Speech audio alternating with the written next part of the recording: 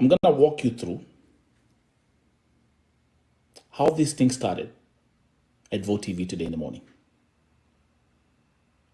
And then I will tell you where we are right now.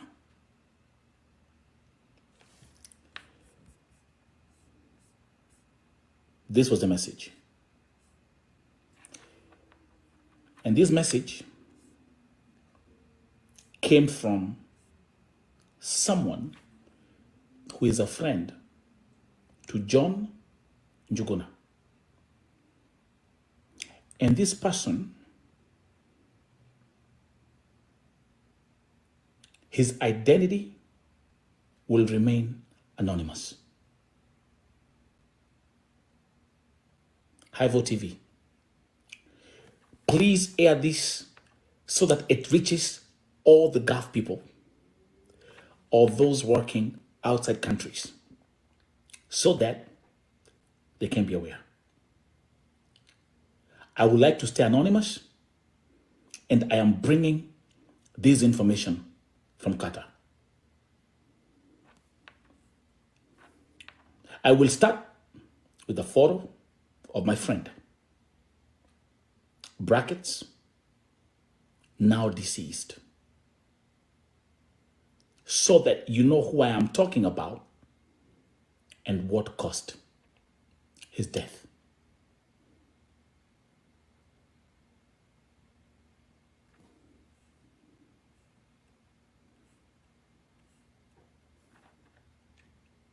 John Njuguna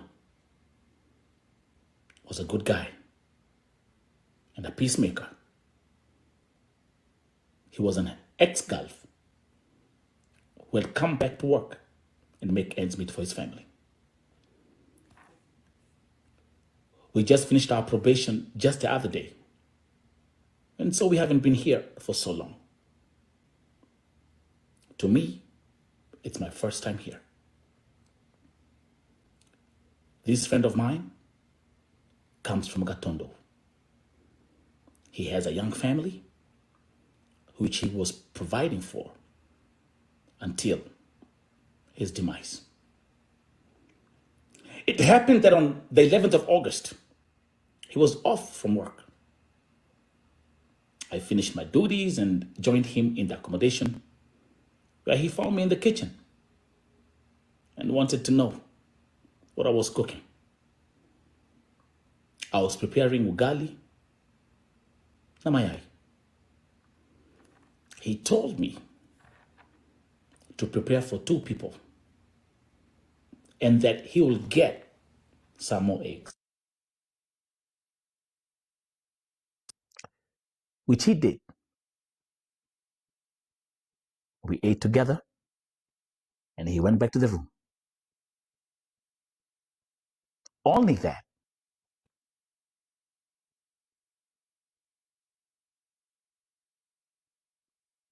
after a while, alitoka akaenda place walikuwa wanakunywa pombe. Not the legal one. This one is called Mungei.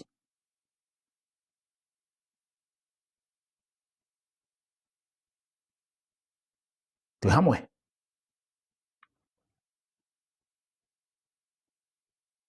Type in the comment section. Again, Mungei. Remember, Vote TV, I document. I'm giving you an exact transcript of how my day started today.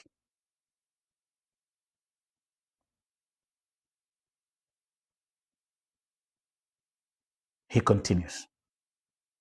Mind you, it was a bit of a distance from our street, a place worth 10 Qatari riyals with Uber. This place was in an old closed garage that had a building yenye ilifungwa years back, according to the look of it. The place itself was operated by some Kenyan guys, around 10 of them.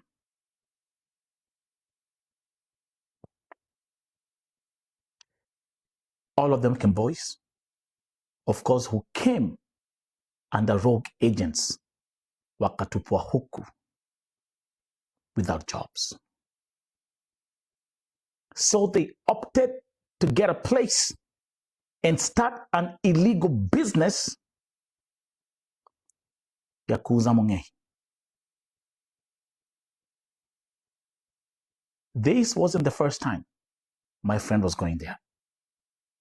Only that those are the times he will go in a company if other guys still working in the same company as me.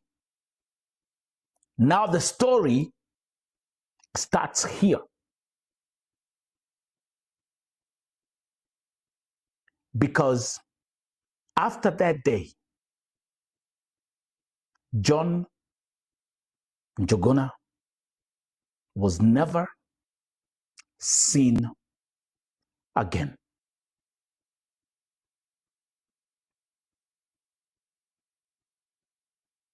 Volume iko sawa? We are not fucking done yet.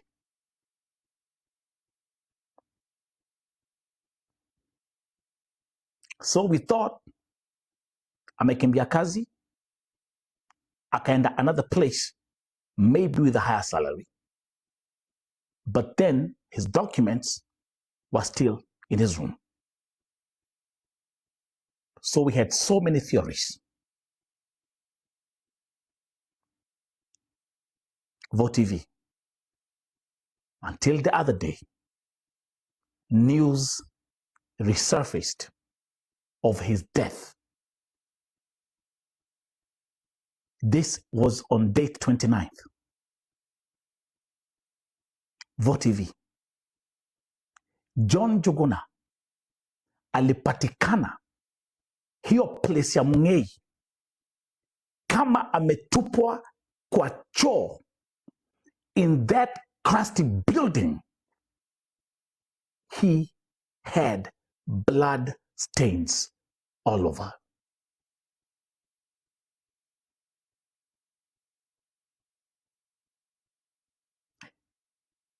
And the Kenyan guys had all ran away. He must have been beaten to death.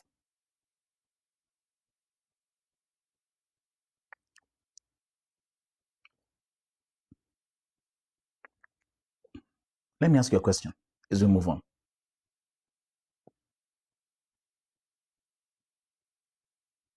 The person who's writing this to me, who knew John Njuguna, they used to work for the same company. Does it sound like kichwa yake sio mzuri?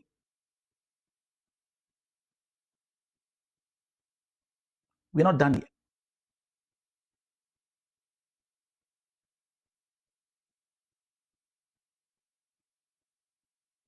Does it sound like someone who's just talking gibberish? Tuendelee. This guy was very peaceful. He had just been promoted in our company. He has never complained to me of any stress, ama nini. And he just died in the hands of those called Kenyans, who we should be calling our brothers in foreign countries. Please, Vote TV, make people aware that not everyone wants the best for you. We are our own enemies. He was just a young man trying to make ends meet for his young family. And talk about family, I can tell you some of his cousins have been contacting me on Facebook. My sincere condolences for the loss, but we are not done yet.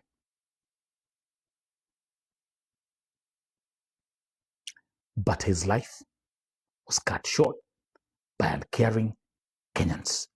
andika hapo kwa comment section Kenyans. Andika hapo kwa comment section Kenyans. Type in the comment section Kenyans. This is Gulf. Usi Mwarabu, usi Muhammad, usi Ahmed. Uyu. Andika hapo in the comment section by Kenyans.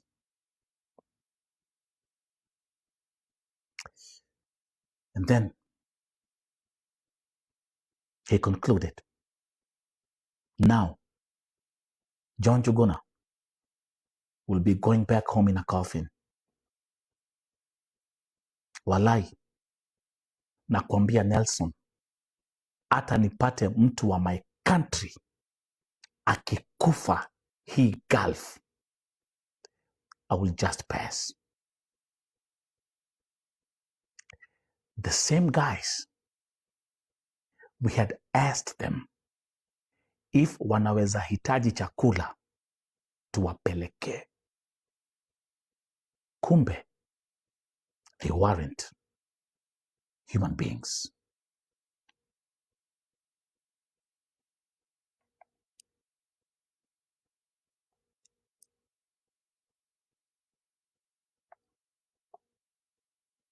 Hapa ni wapi?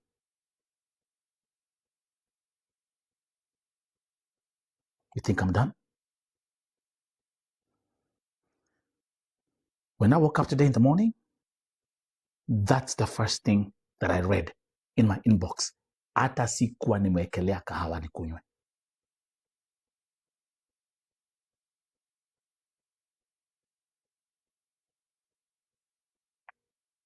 Hapa ni wapi? And if you are part of this team, wangushie your logos hapo. Sijamaliza buda. So after posting this story, nakwambia, my Facebook went crazy. My TikTok went crazy. My phone was blowing left, right, and center.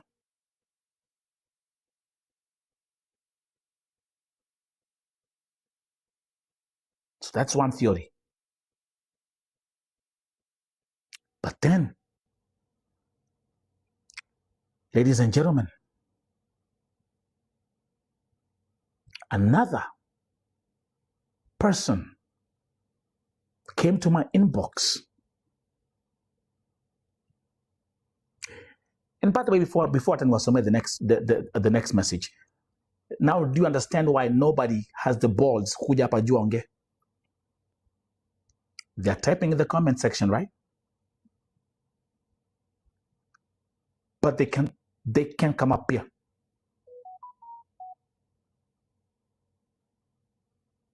You know why? Because the light outshines darkness.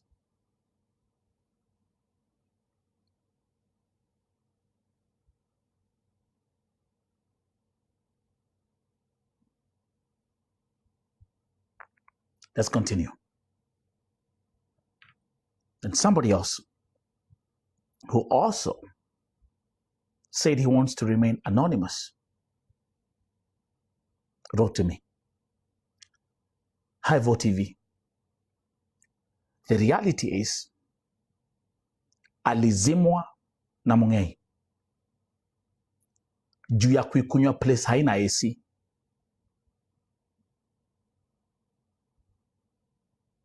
Yani hiyo Mungei ni conk. Dumping his body has led to few culprits kusomwa fingerprints na ameshikwa. But now this is where I felt like puking and throwing up. Kumbuka, let's go back to the first transcript. When did John Njuguna go missing?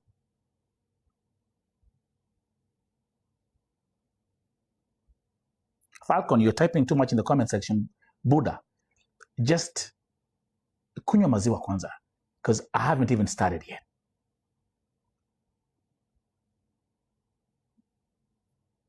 He went missing on the 11th, And when did the news of his death surface?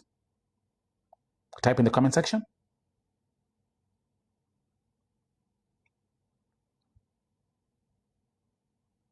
Perfect. August 29th. So from the 11th till the 29th. Those are 2 weeks, right? Good job. VOTV. Dumping his body has led to few culprits kusomwa fingerprints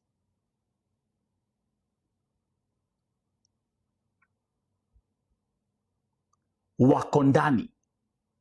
Wako wapi? So now we are getting I'm getting the next confirmation that kuna watu ambao wameshikwa. Some people have been arrested, correct?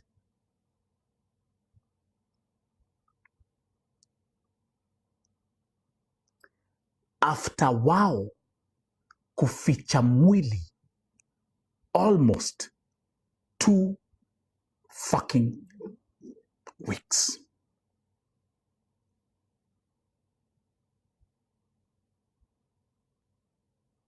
Let me repeat that part. After wao kuficha mwili for almost 2 weeks. Because the first thing alikufia kwa hiyo kibanda yao ya Mungei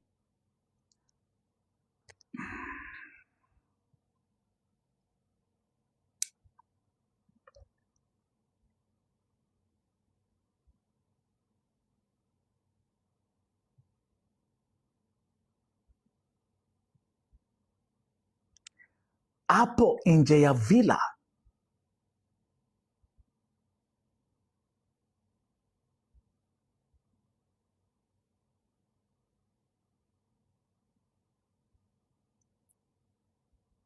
Later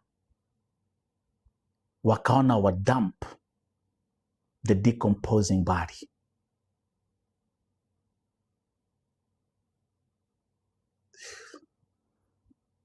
I want you to write that word down.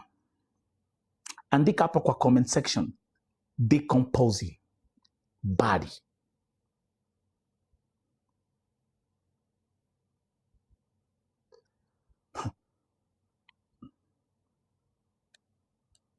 Andika decomposing body, because it's going to make sense to you in a minute.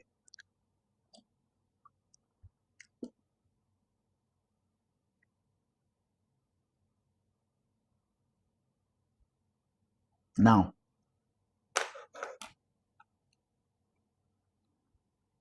which brings me to the next one.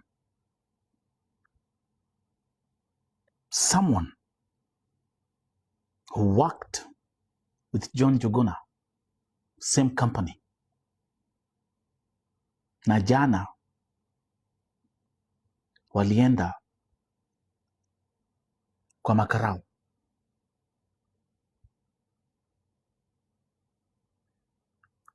You know what this person told me today?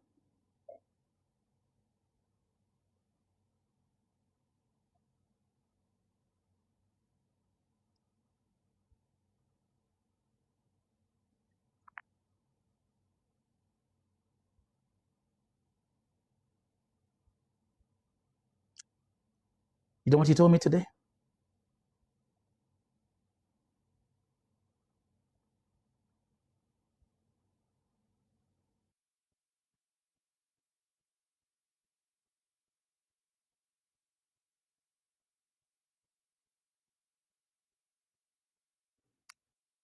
Hiyo place ya Mungei ni place ya choo ndani na wanafunga na nje. Buda, usinikimbishe Buda. Nipeleka story pole pole. Hizi kitu ya kurukaruka. Kama una bundles, kuja kesho. I'll be streaming this thing.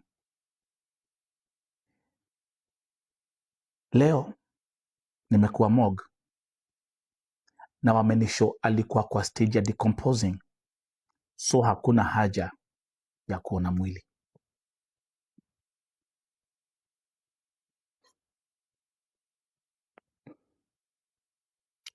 The people who went to try to see the body of Njuguna waliambiwa mwili imeoza. You don't have to see the body.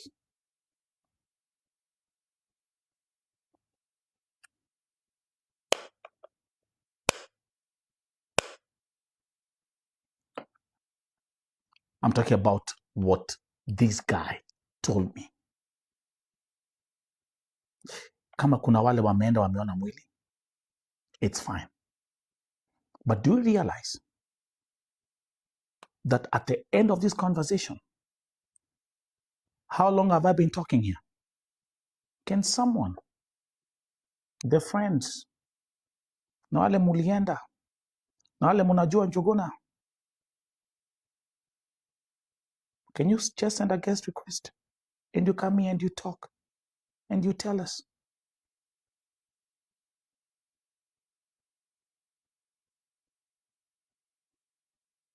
Aro!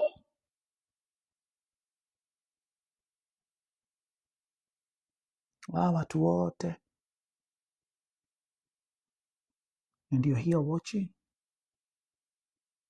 You don't want to say anything, bro.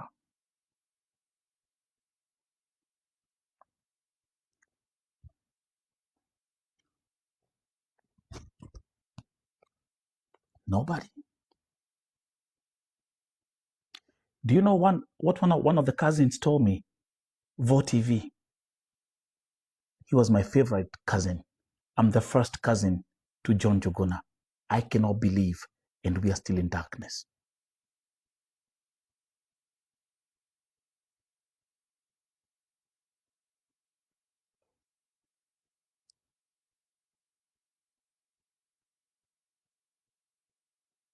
Bro, do you know how deep this shit gets, bro? Hapa ni wapi?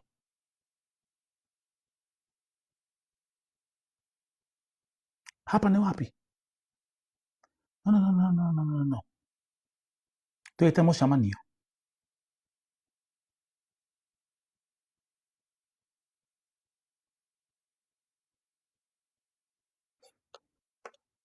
Don't forget this day.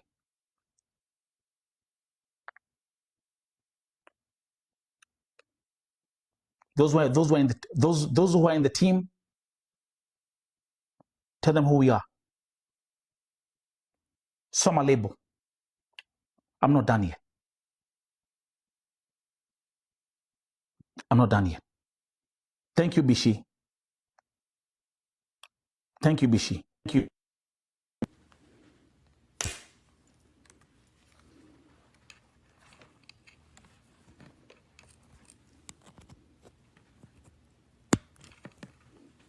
Adamorima.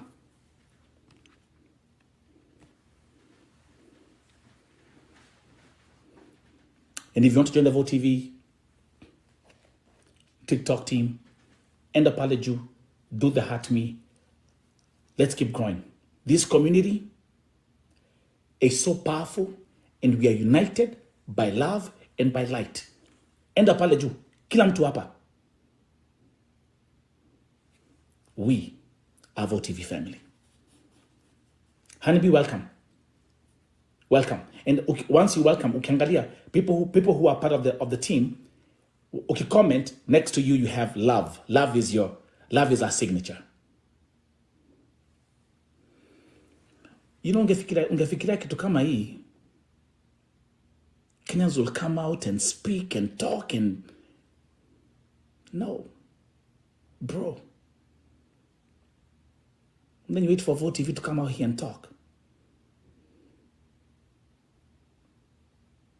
And you understand.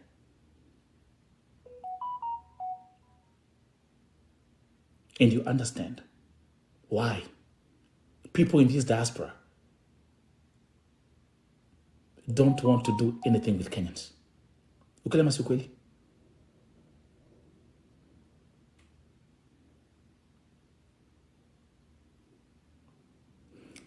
And the truth is,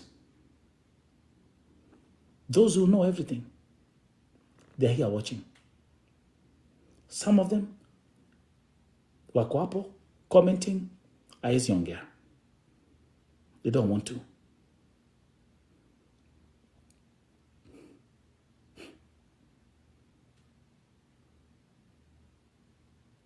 They don't want to.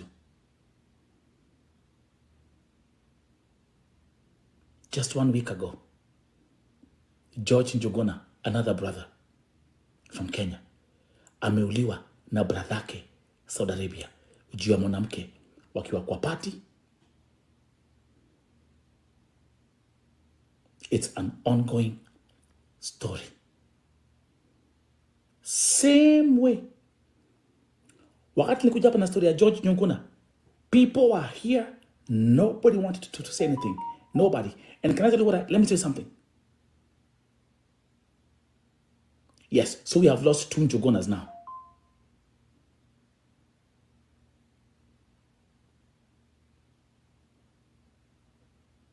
Someone is asking, were you guys really his friend?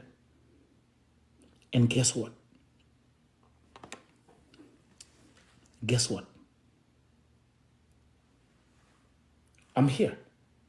I'm challenging you to just come up here and talk. You don't want to. But I bet mushafungua group za kuchangisha matanga. Correct?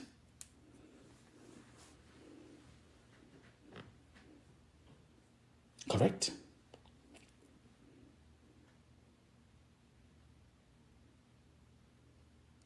Watu wakiwa hai, when they die, you are the loudest on the pulpit. True story. None of you want to come here and talk? Exactly. Because hii story ya Njuguna, there is a story ya Mungei. There is a story ya Kulewa. There is a story. You think I'm done?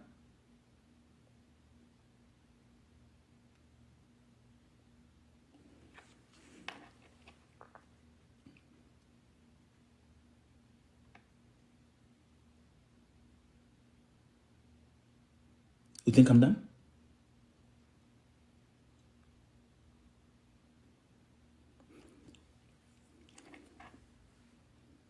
You think I'm done? No.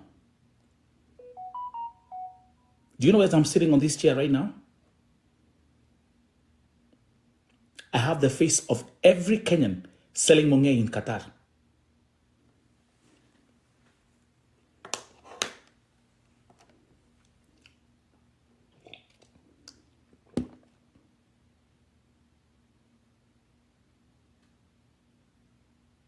Hapa ni wapi? You know, guys, I never chase anything. I never chase. I never chase. I never chase. I always sit like this and I just get information.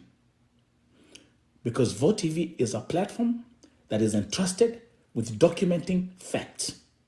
Mi si mtu wa chai, mi si mtu wa umbea, na mi si mtu wa moshene.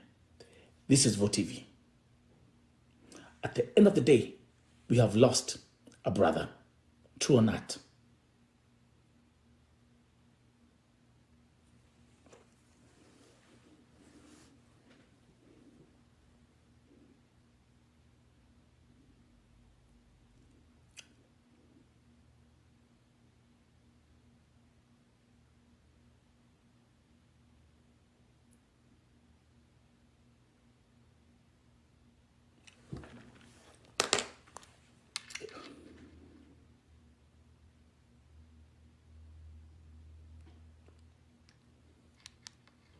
Mwoka hai kuna mwalia.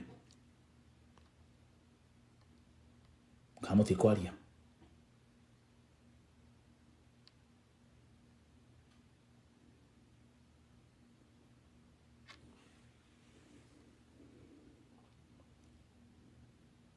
Mokwalia, kamuti kwalia. Njuguna is dead. He's gone.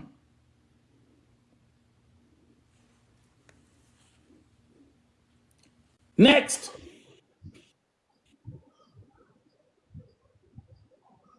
Where? Kakwale. They said Kakwale.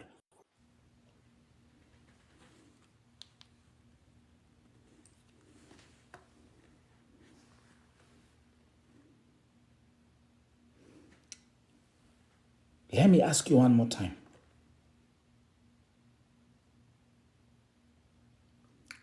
Is there anybody who wants to come here and talk?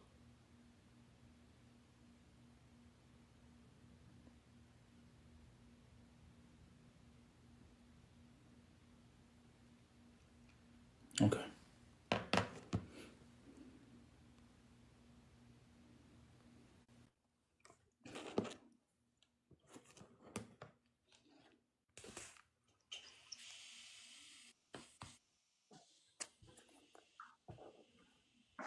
Unseen, welcome. What's up, brother? Nyaji Buddha. Vipi? Welcome to Vote TV. Yeah, niko hapa karibu na wewe hapa, niko hapa Maryland. Okay, do you know, you in MD? I'm in DC by there hapa karibu na, yeah. Okay, I thought you were coming to talk. Do you know Njuguna? I think nimesikia jina yake sana. Wapi? Hapa online tu. When? Like from wenye story nimesikia tu imekuwa kichacha tu.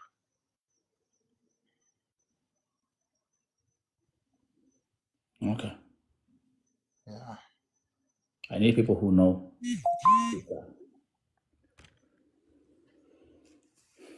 Next.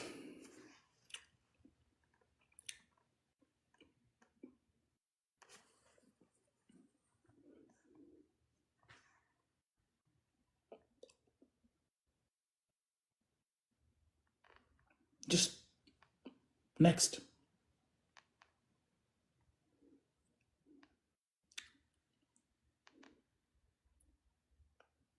Who's gonna come and talk? Is Njuguna dead? Yes. He's gone.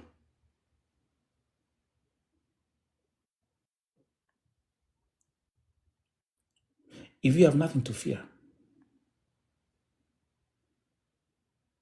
wamekataa kupanda kabisa na hata panda.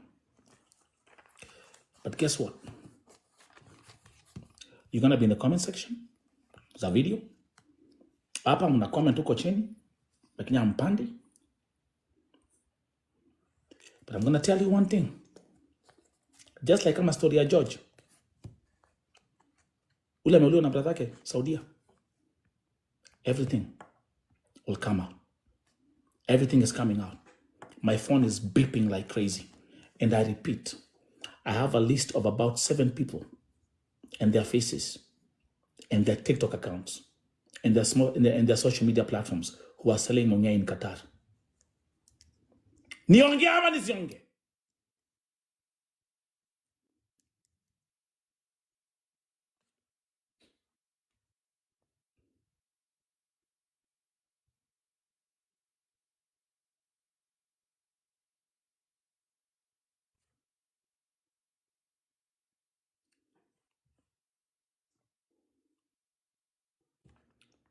It's interesting. You know, my Facebook is on fire.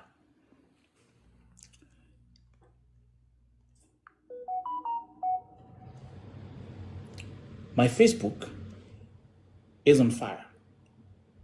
Let me go here and Hi, Neke, kohana atea? how are you? Gutia na oru. I speak English. Neke oreda. I speak English. Oh, me no speaking no English mi ya koyo kohana atea mama itu. No e joko na. Kakwale. Aka na kamto gade dekia. Be wa de dekia. Be kamto gade dekia leguo. Ntra koro gona we hari orio hana re. We kamto gade dekia orio hana. What is your name? Wajiro. Desa jaha kakwale. Haya.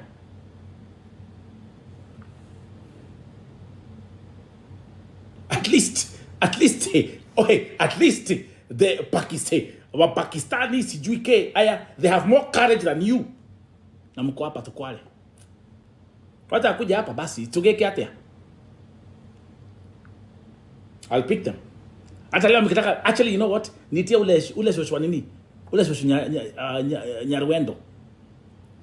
I'll do a live match, guys. Mapangale, lion. Mapangale, matragioka. This live today will make history as the first live where people feared to come here as a guest. Okay, Mongei ni nini jamani? Ngoja hapo kaka hapo tulia. Wacha sasa nikusomea wote Mongei yes. Mongei pale Qatar ni pombe ingine inakaa chang'aa, but iko mixed na chemicals na iko warm always. Chupa ya 1 liter ni 30 Qatar reals. Andika hapo chini 30 Qatar reals. Hiyo ni pesa ngapi ya Kenya? Equivalent to 1,000 shillings. More excessive is harmful. Hata job huwezi enda kesho yake.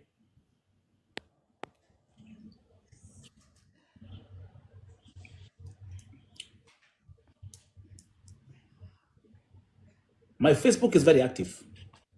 You'll get information on my page. Mimi acha tu nipande hapa niwakilishe hata kama simjui. Like mbona watu mabros mnakataa kuja kusema ukweli? Ingekuwa ni msichana mngeona hapa wasichana venye wanang'ang'ania kupanda hapa juu. True. True. No, it's true. Kama sasa tumekuwa na kesi ya Alice Mora, the one who was died in Saudi. Hapa panakuwa tumejaa. When these women are going through something, when these no, akili ukweli, asante sana. When these women, when these kadamas are going through something, wanakuanga hapa gangari. The first time ilikuwa ni George Njuguna. Watu walikatalia pale chini. No one was coming up. Now we have John Njuguna. Wamekataa kabisa. Wanamdeny na walikuwa wanapiga sherehe na yeye huko. Wanamdeny. How do you feel about this story? So heartbreaking. It broke my heart today in the morning. It's not easy.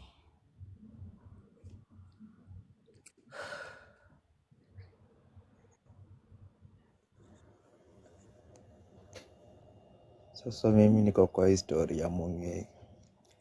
Mongei is bleaching chemical. Inauzangwa kwa shops. Every shop has that bleaching chemical. It's something worth 10 real. Some people mix with water, some mix with peps.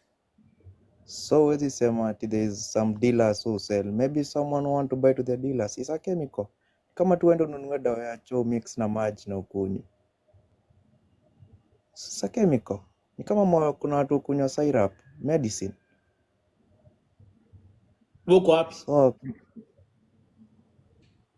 I'm an ex-girlf. I used to work there 2012. It's a bleaching chemical. Buddha, if you bleach a chemical, you die. What are you telling us, bro? No bro, hebu nikuulize, alcohol inakwaga component za alcohol ni nini? I think methanol. I think ethanol. Hii inakwaga I think methanol. So inatumikanga kama kumake vitu za white zikuwe white, kuosha tiles, ni bleaching chemical. Ushaikunywa? Sasa nakwambia experience nishaikunywa nikiwa huko 2010 nishaikunywa kitu kama hiyo. Karibu nione yes. What was the experience? Na sikiza, na mbona wanaume mkipanda hapa hata mtu kama hata huwezi panda hapa fungue kamera like anybody else?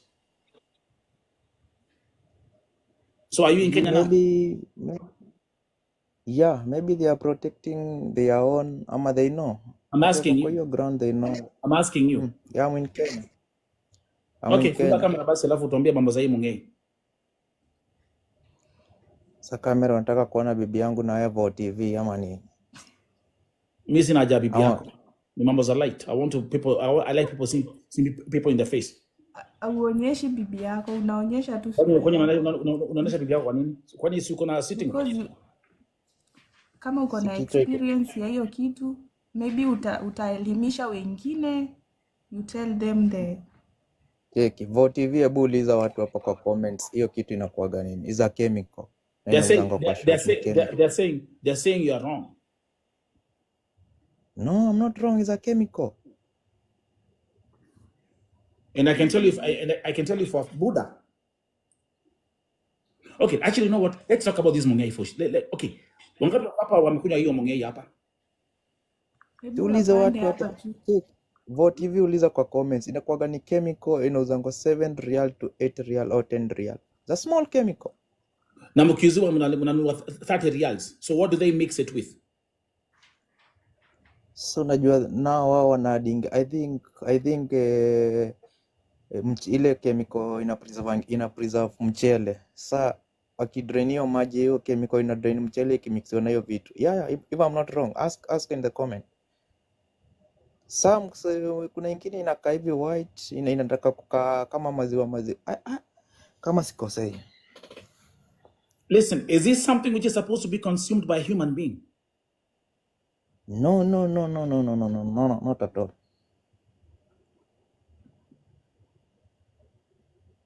Bleaching. Unasikia most people wakiamka wanaumwa na kichwa, waendi kazi. Kwa nini? Mbona? Ndio hizo ni chemical. Na chang'aa ni gani kali? Nini chang'aa hiyo ni kama beer. Chang'aa is better.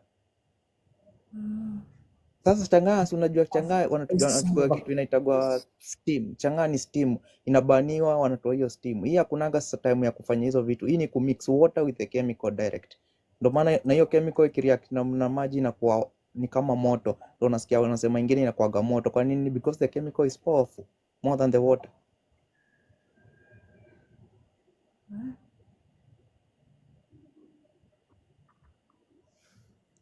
Ndio maana mabro wamekataa kupanda hapa juu basi. Vo TV ask people in your life hapa waulize component hiyo kitu ni nini? Is a chemical. Alafu those people ndio unapata watu mabangali ndio wako na access hizo vitu haraka hizo chemical. Then they mix with water. After they mix with water, ndio unasikia hiyo kitu ni moto ingine. Yani nakwambia hiyo kitu ina mtu amesomea. Hawezi sema this person ako qualified kutengeneza hii kitu. Anyone can make that shit. Is it authorized to be sold in Qatar? Kitu upime alcohol. No, it's not sold. Ni kama tu uende kwa duka useme nitaka jik.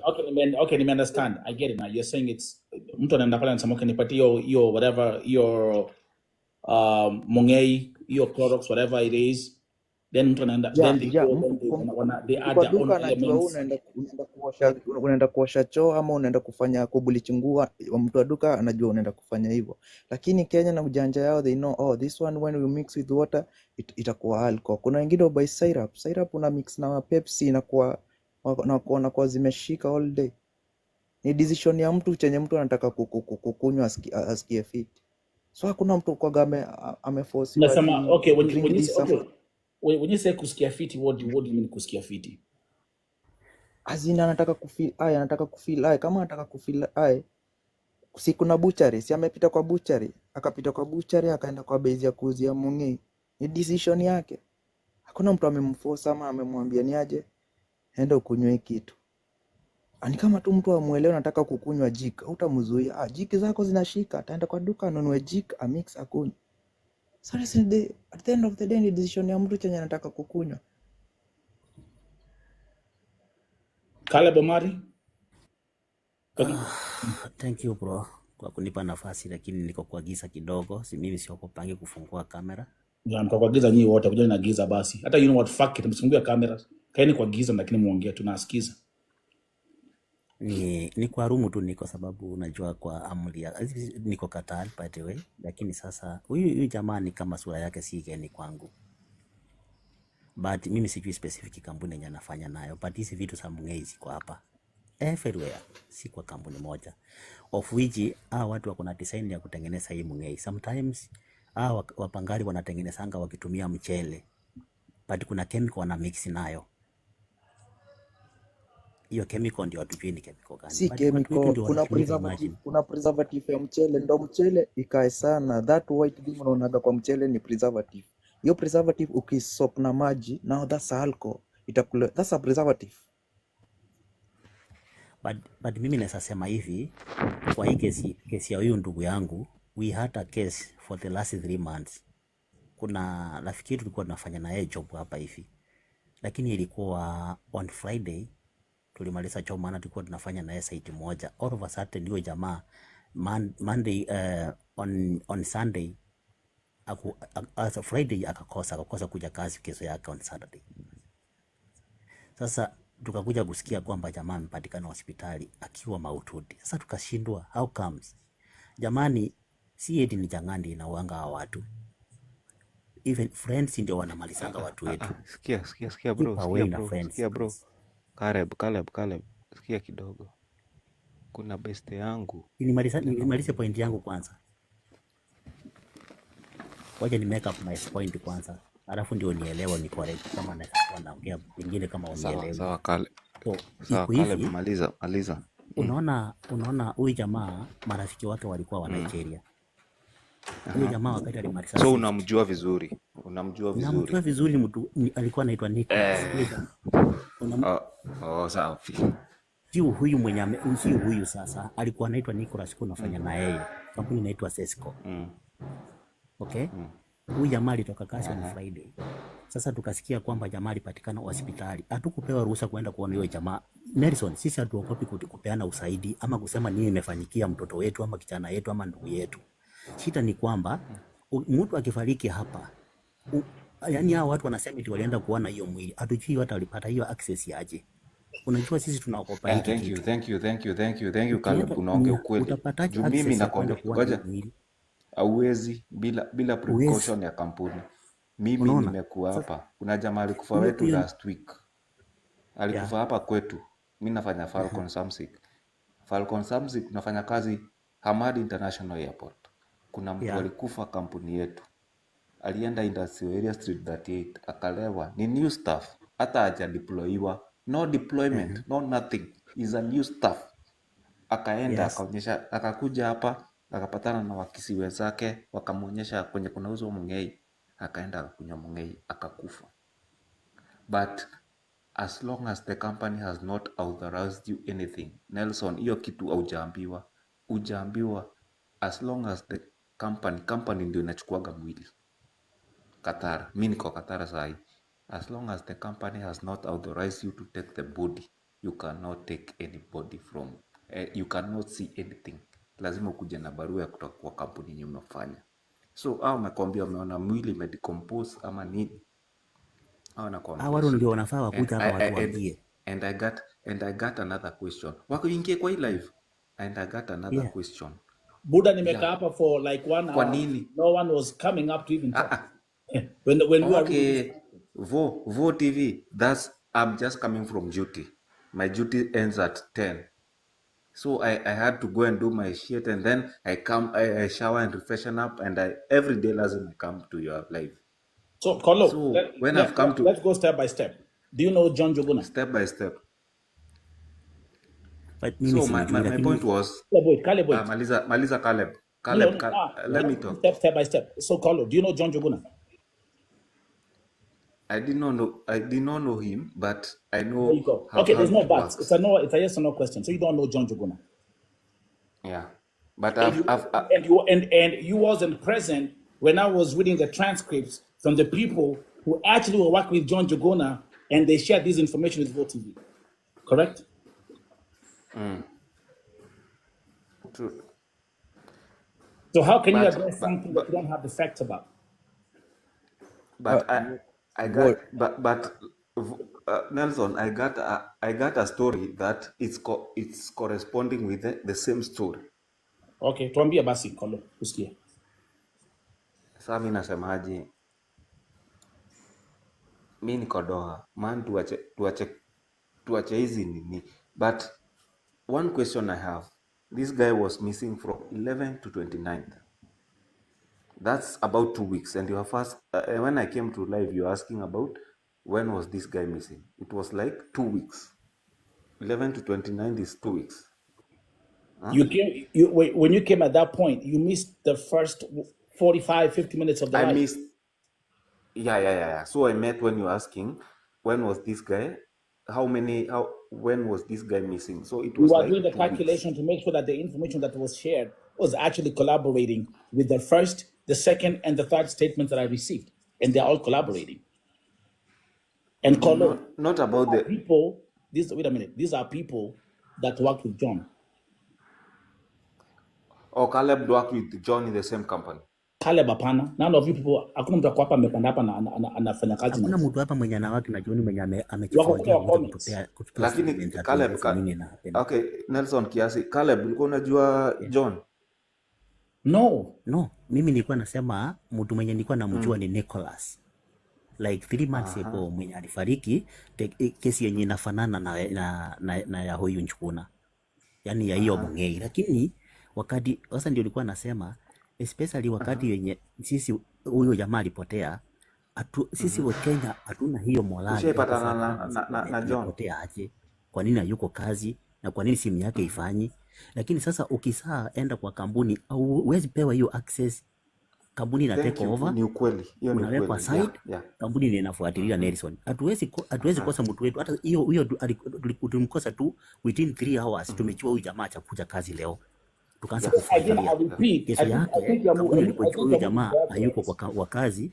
I think Caleb unatoka kwa I think we are going backwards and I don't want us to go backwards. Okay. Yeah. I want us to be very straightforward. 224. Tuko na Baba and Mafla. Let me ask you a question. Does any kuna mtu hapa anajua John? Kitu yenye nimegundua, unaongea hawa wanaume wenye wako hapa juu ni walevi wote na wako Qatar. Umenotice? Umesikia statement wanatoa? Hawa ni walevi wote. Wewe ndio mlevi. Wewe mwenye unaongea wewe ndio mlevi sasa. Unasikia? Wacha kuleta matusi. Hapo najua hapo mimi nasema ina serious business. Mimi unasema hapa watu ni walevi. Ulevi unatoka wapi sasa? Usiongee mambo ya ulevi. Sisi wote tuko sawa na tunajua mimi ndugu yangu sasa wewe nyinyi mnaulizwa vitu straightforward. Yeah. Wardrobe wote. Mimi naona wardrobe wote. Alafu tuwache na watu wenye wako na sawa. Sasa hii live ni yako una drop. Tubaki na watu wenye wako sawa. Hawa watu ni walevi. Mimi nimekuja hapa, nimepanda hapa juu kabla sija drop. Mafla hawezi sema hivyo, unajua. Let me ask a question. I'm asking, let me first of all ask a very simple question. Vote TV. Let me speak. Baba, is it Baba Leon? Yes. Baba Leona. So, okay. So Mafla hawezi sema ati sisi wote ni walevi. Unapata si wenye tunafanya huko Qatar. Unafanya na kazi na mtu na unapata mtu ni mlevi, sawa? Mimi nasema okay? Caleb na Kolo, wewe hujaongea baba lao. Caleb na Kolo wanakaa wamesaa kunywa na wako sasa wanaume wenye wako Qatar. Wacha nikuambie kenye menileta hapa TV. Alafu ni waache. Sasa wewe ndio unaduhusia. Mimi kama Mafla hiyo pombe. Mimi story ya huyu kijana imeniacha sana. Mungei, sorry Mungei. I'm heartless kama mama. I'm heartless. Mungei, rest in peace. Ama nani amekufa? Anaitwa nani, guys? Anaitwa nani? Ni Mungei ama anaitwa nani? Ni Mungei. Aenda ulale. Mungei. Wale Mafla. Mungei. Mimi kama mama na pia mimi niko huko Saudi Arabia, I'm very hurt kabisa. Yaani ninyi ndio wale mnauzanga mungei Saudi Arabia. Caleb tulia. Usiongee. Huyu mama anakuja hapa kututusi sisi ni walevi acha. Hata hiyo Tulia kulewa Caleb, usiongee kitu. Okay, that was a quick commercial break. Now let's get back to business, okay? Mafia. Okay. Okay, Let's get back to business. Now. Baba Leona alikuwa anataka kuongea. Baba Leona ongea. Umesema uko Qatar. Yeah, mimi nilikuwa nasema unapata mimi nafanya Qatar. Hata sasa niko kazi, niko duty. Kwa leo sitafungua kamera. So unapata unafanya kazi na unapata bila kama mnakaa Wakenya 8 kwa room moja, unapata 4 wako affected na ni vibaya, nao ni daily.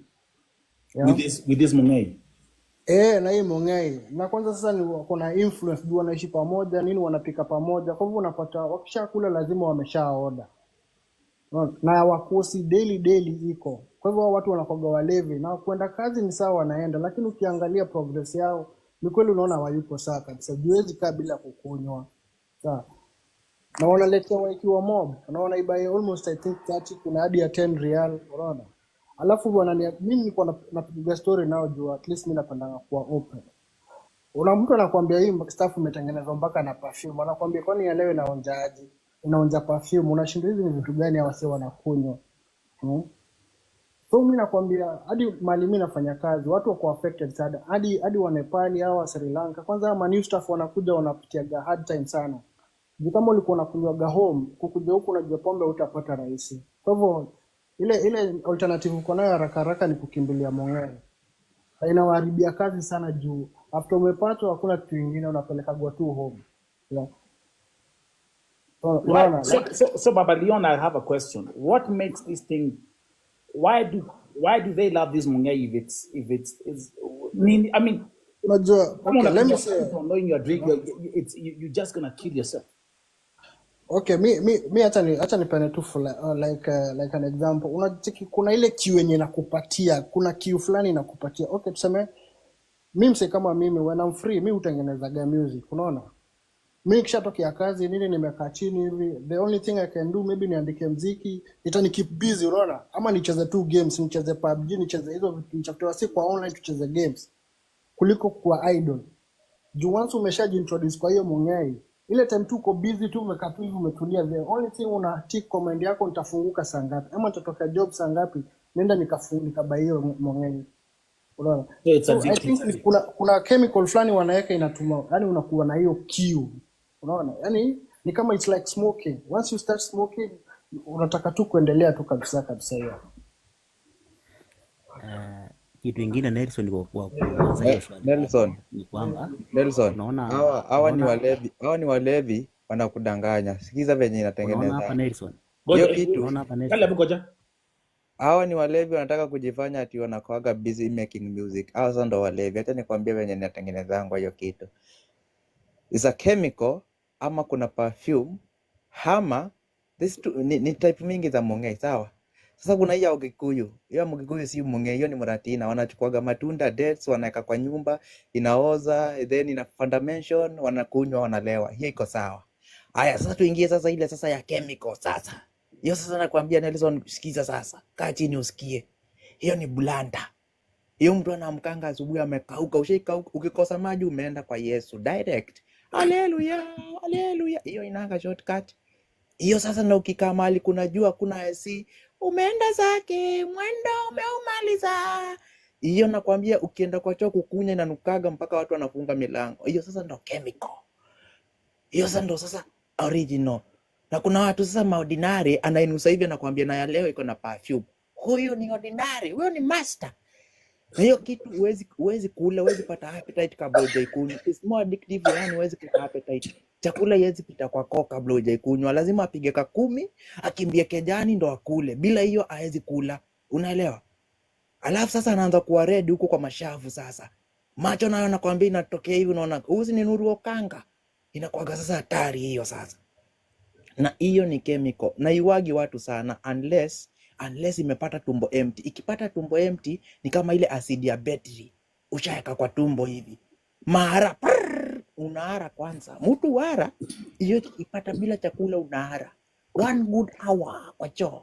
Ni prrrr, unashindangwa Muri unahara kwa nini? Anakwambia nilipatana na ile main. Because they're same. Next speaker. Next speaker. Nelson, Yes. wacha mimi niseme hivi. Sometimes unajua jokes aside, Yes. hapa tunaongea tusaidiane sababu we need to help it. Hata kama kuna mambo yenye ya kuanga serious, ikifika wakati kama huu, Yes. guys, let us be serious.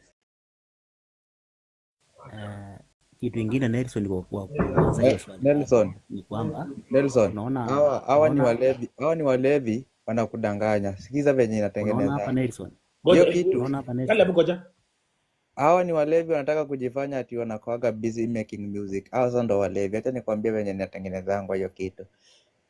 Is a chemical ama kuna perfume ama ni type mingi za mongei, sawa? Sasa kuna hii ya Kikuyu. Hiyo ya Mkikuyu si mongei, hiyo ni muratina. Wanachukuaga matunda dates, wanaweka kwa nyumba, inaoza, then ina fundamentation, wanakunywa, wanalewa. Hiyo iko sawa. Haya, sasa tuingie sasa ile sasa ya chemical sasa.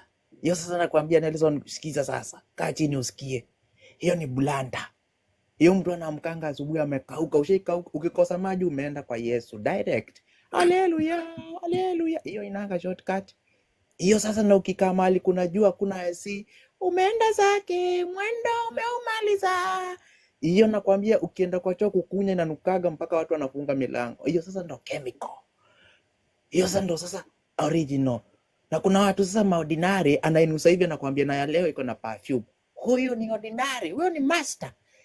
Na hiyo kitu huwezi kula, huwezi pata appetite kabla hujaikunywa. It's more addictive, yani huwezi kupata appetite. Chakula haiwezi pita kwa koo kabla hujaikunywa. Lazima apige ka 10, akimbie kejani ndo akule. Bila hiyo hawezi kula. Unaelewa? Alafu sasa anaanza kuwa red huko kwa mashavu sasa. Macho nayo nakwambia inatokea hivi, unaona uzi ni nuru okanga. Inakuwaga sasa hatari hiyo sasa. Na hiyo ni chemical. Na iwagi watu sana unless imepata tumbo empty. Ikipata tumbo empty ni kama ile asidi ya battery. Ushaeka kwa tumbo hivi. Mahara, unahara kwanza. Mtu wara, hiyo ikipata bila chakula unahara. 1 good hour kwa choo. Ni unashindangwa Muri unahara kwa nini? Anakwambia nilipatana na ile main. Because they're same. Next speaker. Next speaker.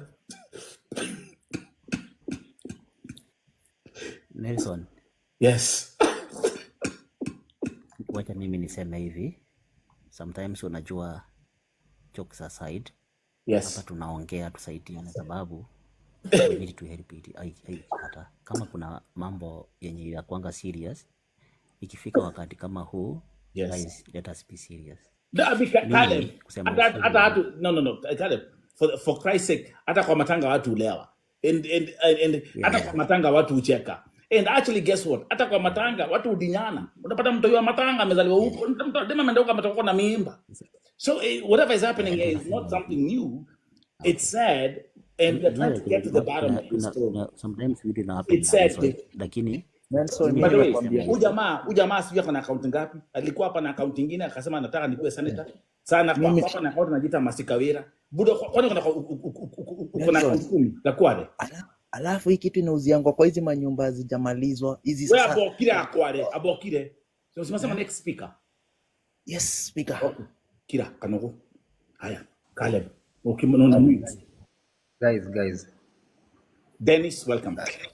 Yes, thank you so much. Nataka mnipatie 5 minutes only. Yeah? No, maybe get to Dennis. Welcome to VOTV, bro. Okay, thank you so much. Mimi ni mgeni hapa but si mgeni Qatar. Niko Doha hapa. I've been here for 5 years. That's a long time. Okay. Actually, you will be surprised because I'm in the same company. Niko kampuni moja na huyo jamaa huyo you're talking about. Nimekaa nikiangalia live for a long time. Wow. Yes. Just a minute, please. Najaribu kuturn on camera yangu. You can see the uniform is the same. Okay. Like what? Oh, like what he's wearing? Okay.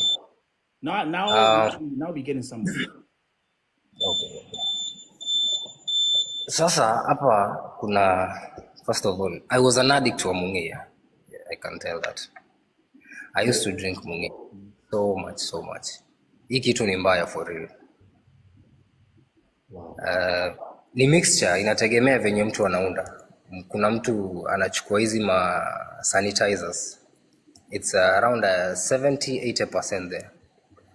Anachanganya na, kuna soda inaitwa 7 Up, anachanganya nayo. Inategemea na venye anataka, kama anataka ikuwe conk, ikuwe a little bit light, you know, inategemea na mwenyewe venye anataka. Yeah. People drink here, watu wanakunywa sana, and I'm sorry to say so, my apologies. The most tribes zenye wanakunywa hapa ni Wakale, Wakikuyu na Wakisii. KKK. Yes, the triple K. Tunakunywa mbaya sana hapa hivi. And also kuna jamaa hapo wamesema hizo ya kuchukua dates. Unachukua dates unaweka kwa maji na sukari for around 3-4 days ina ferment, then unaikunywa. Inakaa kama busa ile ya nyumbani. Yeah, so hizo ndo categories za pombe zenye watu hukunywa. Mtu ananunua dates, unaenda kwa duka tu hapo, unaweza enda kwa kama Carrefour, unachukua dates, unachanganya na maji, unajiwekea kwa loka yako. After 4 days unakunywa and nobody knows. Yeah, so that's what happening here. Lakini story ya jamaa, I won't talk about it now because maybe kuna mtu ana record and company policy, you know, it's still under investigation. I mean the case is under investigation. At the beginning I was talking here trying to get to the bottom of some issues, but hata wale watu ambao wameongea the people who brought this story to Vote TV today in the morning, they have requested to remain anonymous, so they won't come on Vote TV live, but they're also here watching as well. And yes, everything that they've told Vote TV is so detailed. And now I repeat, that is the power of having a platform like Vote TV, because I know if I put something out, it's gonna go. And yeah, tumekuwa hapa the whole of last week, tumekuwa hapa na story ya the other guy George Njuguna ambaye ameuliwa na brother yake Stano Kavirimo in Saudi. And the first day nilikuja hapa nikasema hiyo story, people, no one wants to talk, and then I told you my phone will beep and I will get all the information, and that's exactly what has happened. Now the problem is we are mourning two Njogunas. Do you see how crazy shit is? Yeah, I see that. As much as the case is under investigation, we also have a responsibility to bring the facts to the table. Vote TV is true. Here. True, very true. Sam, do you know John Njuguna?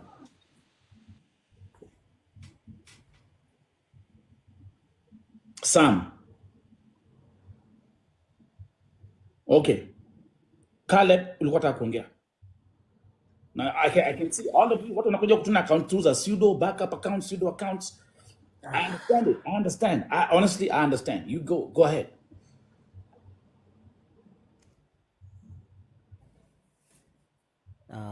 Thank you again kwa nafasi, Mr. Nelson. Yeah. Mimi nilikuwa nasema hivi. By the way, mimi nimekaa hapa Qatar ili mwaka wangu wa 6 years. Na wacha ndio niseme kwamba hata kwetu nyumbani haya maneno yapo. Hakuna mahali ulevi haipo.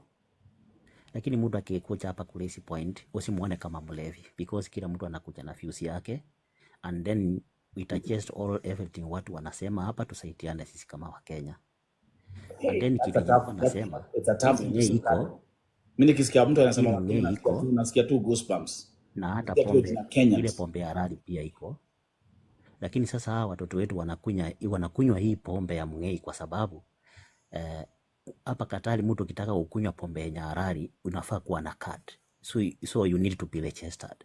Ukienda ndio unaweza kuuziwa. You cannot afford.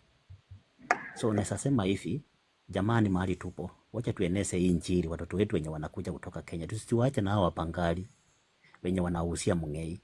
At least tujaribu kuwachanua. Kwa sababu sasa kama yes. Unaona si ati lazima ukuwe na kadi. You know, people drink here, but ni venye pombe ni expensive. If you go for the legit one, it will be very expensive. Ina cost kama 1,000 Qatar riyal, that's around 35,000 Kenya shillings. Yes. Pamoja, yeah. So people prefer to go for the cheap ones.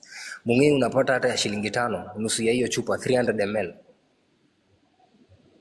Shilingi 5, na ukikunywa hiyo moja hiyo umechiu, hiyo blackout, unaenda unalala, you see. So people prefer to go for the cheap ones. Lakini unajua isiriko, ukipatikana umeelewa kama una 30 card, you will be deported. Do you know that? No. Hauwezi deportiwa. There are a lot of clubs hapa hivi Doha bana. Hauwezi deportiwa, unaenda kwa club, you just give out your ID, they sign you in, alafu unaingia ndani, as long as utaleta furugu, ufanye kitu yote, unapiga sherehe yako hapo, but it's very expensive. Utatumia roughly 1,500 riyal. I'm talking about, are you allowed kutoka na hiyo pombe ukuche nayo home? No, it's not allowed. Ni hapo ndani peke yake. That's why nakwambia you have to have that card. Okay. Sasa mimi kama mfano, mimi kama ni mlevi, siwezi enda kwa baa nilewa alafu ndo nirudi accommodation. Am I right? Itaenda wapi? So kama nataka kuingia nayo kwa sababu nahitaji hiyo card. Caleb, yes. As much as you talk about the card and getting all these documents about, let me tell you something. Easy places are Mongei, and then other places is Akina Mama Pima. You don't need a license to operate that business. I mean, just based on John Njuguna's story, the place ambao walikuwa wanaenda, it's actually being described to be a crusty building that looks like a toilet. Yeah. It's an actually ni kila mahali. You see, kila mahali penye wanauzia, kila mahali hizo ni building zinauzwa mpaka hata unaona kwa parkings. Hata kwa mabasi unapata hizo mabasi zenye hazitumiki, people go inside there. Unapata tu mahali kuna parking. Hapo ndio wananunua, wanaletea wapangali na wanepali wanawaletea. So kuna kitu ambacho pia nilisema hapo mwanzo when I was talking, and I said this is VoTV. Yeah. I don't do this chai nonsense. I don't do this Zumbea nonsense. I come on my platform with facts and facts only. We do know right now at this point that people have been arrested. Ukweli? Yeah. Yeah. As we have juu ya historia ya Njuguna, kuna watu wako ndani. Now, let's go back to the facts. Ya kwamba Njuguna disappeared on the 11th of August, akasema ametoka kwenda kunywa pombe.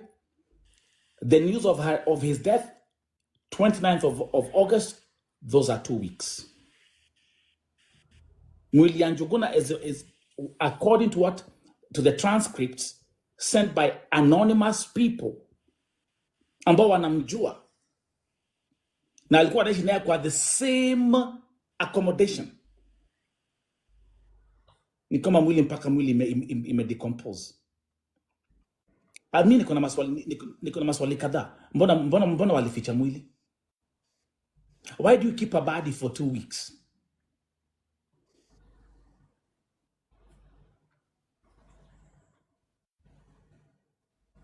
Do you know that I know the person who owns that Mongei place? Do you know? I gotta give you a tip how I operate. If I'm asking you questions, it's not because I don't know the answer. I'm asking you because I know.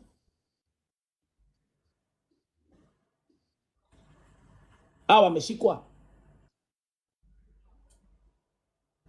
What are they accused of?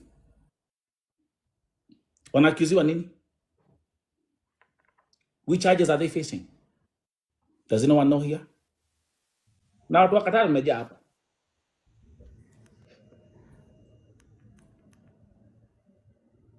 Okay. Are you allowed to sell Mongei in Qatar? No. Ndugu yangu, nisikize nikuambie. Mongei is sold in every corner, every bushy corners. These people, they sell there, they stay there. This motherfucker is kidding. This motherfucker has like 65 different TikTok accounts. You know what, Jama? The same guy. So I'm gonna account in a profile here. What's the name of that guy? The guy, Jebegang, Banking, Bangkok. The guy who was banging women. Sasa akona account profile ya Gonga. How many accounts do you have? Alikuwa hapa Masi Kavira. Alikuwa hapa Tulia Buda. Anyway, let's continue.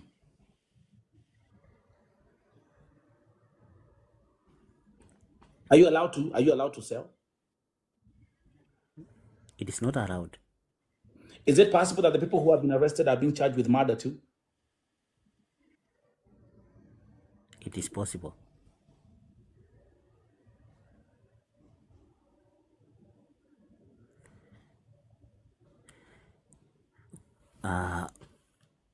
I think it is possible, Nelson. Kwa sababu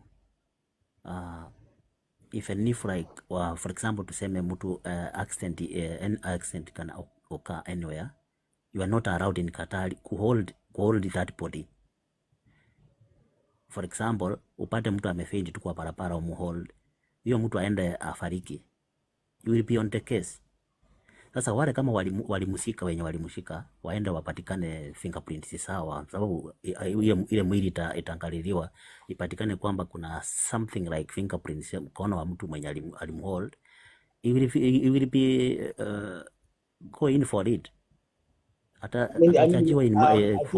You missed that part of the transcript. According to what was told to TV, but one of the people whose identity remains anonymous, dumping his body led to few culprits kusoma fingerprint wako ndani.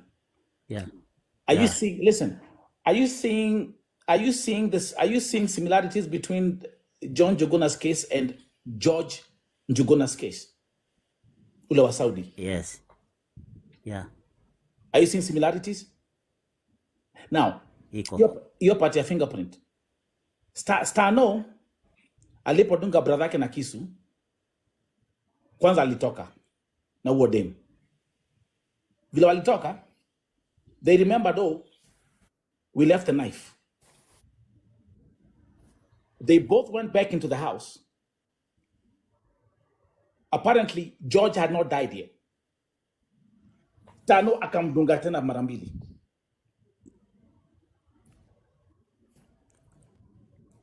Then Stano na udemu wake wakapitisha wakachukua mwili wakatupa through the back door, and then they went back hiyo place ya sherehe like nothing happened. Stano forgot alipokuja hiyo Saudi Arabia, his fingerprints were in the system. That's how he got arrested. True story. Now let's come to John Njuguna. Kuna watu ambao walidump mwili, and their fingerprints are in the system too. Yeah. This is fucking crazy, bro. This is crazy.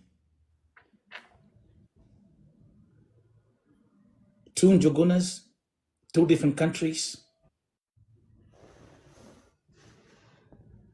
and they have all these similarities. There's something else that I have not mentioned that was also said to VOTV today, and my phone has been busy since I broke this story in the morning. Ni kwamba kumbuka VOTV, I was told they found his body with blood stains. Yeah.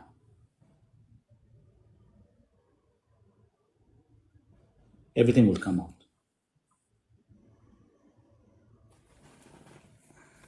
Iya leo ni kionjo. Lakini historia Mungei, nimecheki mtu amecomment hapo chini ati the problem that Kenyans do is wanakunywa bila kukula. And that's why it's killing them. This is poison.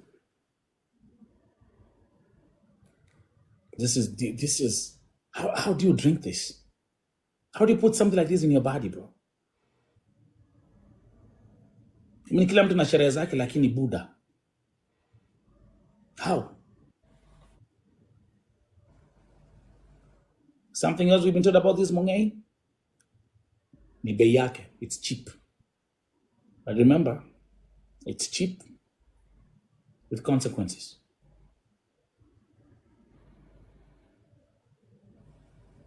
Let me go through some of these comments. Mtu amesema hakuna mtu anakunywa Mongay peke yake, wa watu kunywa wakiwa group, and that's why I'm telling you again, kuna watu wameshikwa. Those who are watching, do you have the names of the people who have been arrested? Munajua?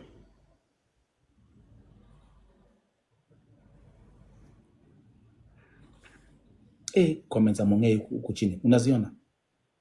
And Baba Leon, thank you very much actually for giving us that insight. Are you seeing those comments kwa huku chini? Ngia sema tina taste kama diesel. God damn. What the fuck is this, man?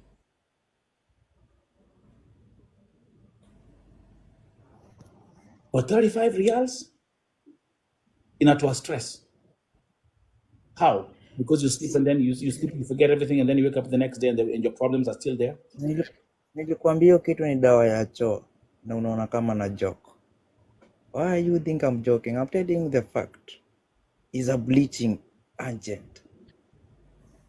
This motherfucker has like 5,000 accounts on TikTok, so it's fine. Tuendele.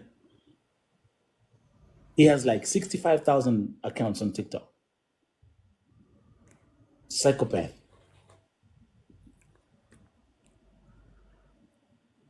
Muta Janine, do you know John Njuguna? Mi simjui. Are you in Qatar? No, I'm in Saudi. I was to be here today and give back the report I had, but Let's put that on the side. Leo tunaongea stories za John Njuguna. Just put everything on the side. Leo sikuzi stories za Kadama, anything. Today we just watch at a boy child. Watch at tushughulikia stories za boy child kwanza. okay. Okay. Tuendelee.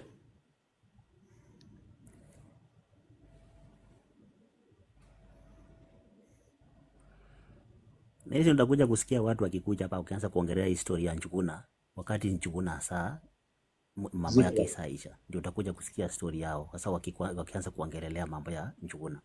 Lakini hakuna mtu mwenye anaweza kuja hapa aanze kusema hii story ya huyu jamaa kama bado hiyo uchunguzi inaendelea kufanyika. I can tell you what wanaongea. Let me tell you how wanaongea. If you go to my the Facebook post ambao nilifanya kwanza when I got the case, it's been viewed over 1.7 million times. Comments are flooding like now nobody's business. And they talk in the comments, or they talk like upper kwa live, like kwa comments, like no one will dare to say anything. Now, someone is saying, as we are having this conversation, someone is saying, Mongay in Qatar, iko different.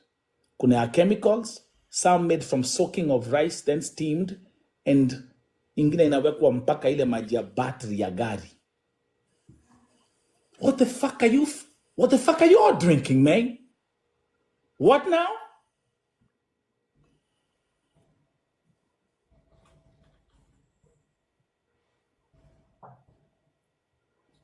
Maji ya battery ya gari.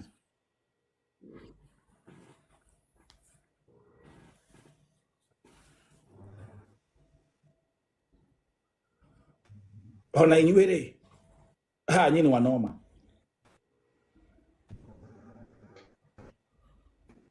They're back at it. Ongea mama.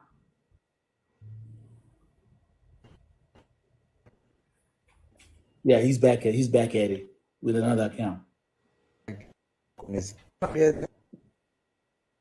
Actually, you know what? It's a joke.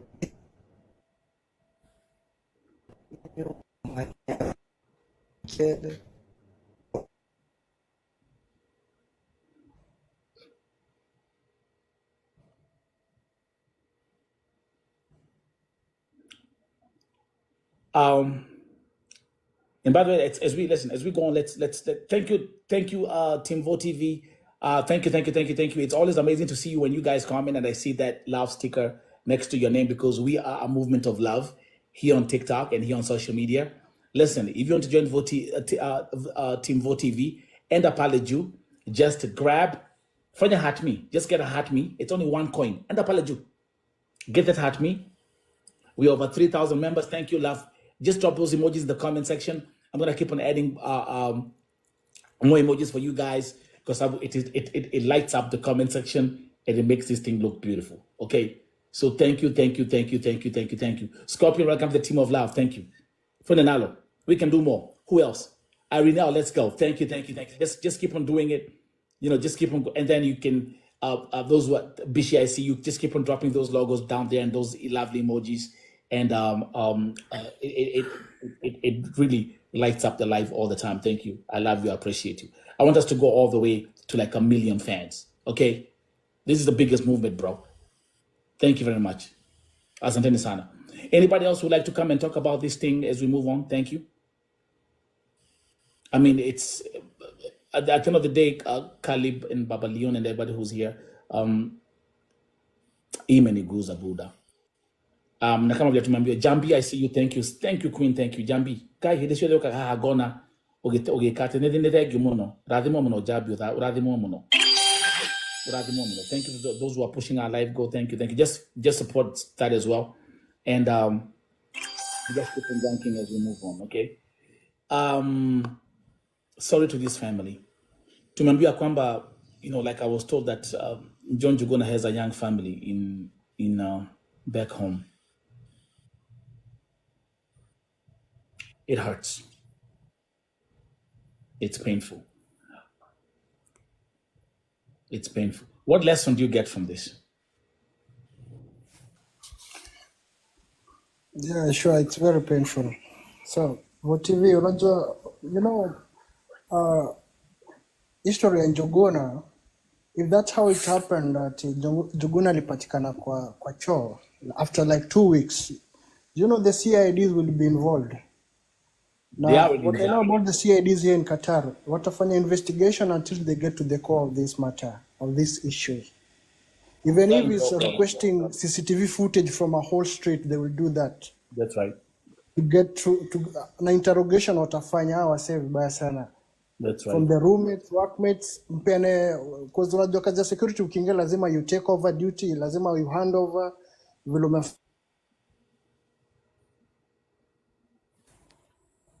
Okay.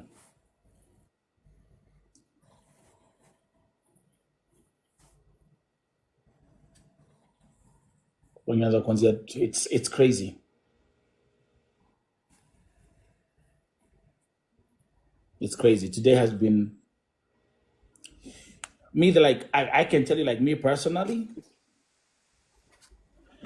Yeah, so I was saying the CID will get involved because it's not a small issue. This is something that is like a tragedy. Na pole sana kwa familia ya Njuguna. Pole. Yeah, poleni sana. So what will happen? They will go to the core of this issue. Now whatever happened, they will come up with a solid reason of what happened to Njuguna. Now when you watakuwa involved, definitely they have to face the consequences. Because it's not like an accident. Kama mse alipatikana kwa choo, yeah, na hezi kuwa tielenda kablekia hapo. Unajua kuja pombo ni sawa, unaweza enda kubleki, lakini huwezi tafuta tuendo blekie kwa choo. Yeah. So first of all, interrogation itafanyika. Sawa. Wataangalia kwa record zake mali alikuwa anafanya duty. Waangalie mse aliingia duty lini. Waangalie record zake vile amekuwa akifanya kazi nini, waone vile. So that's how they are going to do it. They are going to do that until sasa wafika mpaka kwa kampuni nini, workmates wake, roommates wake, wote, they have to get interrogation. Now definitely they will get to the core of this issue. I can tell you. Let me as we continue with this prime time show, proudly sponsored by Ambia app. Let me tell you something. I'm getting messages in real time. Check this out.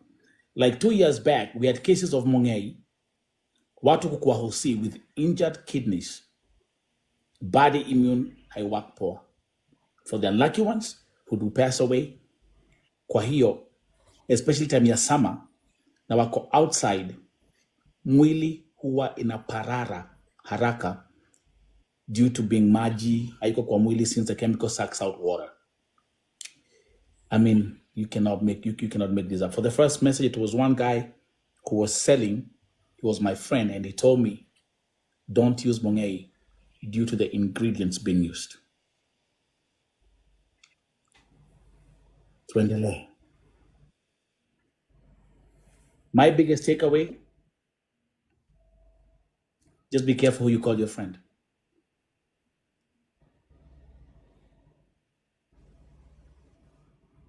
That's all. Your so-called friends, when shit hits the fan,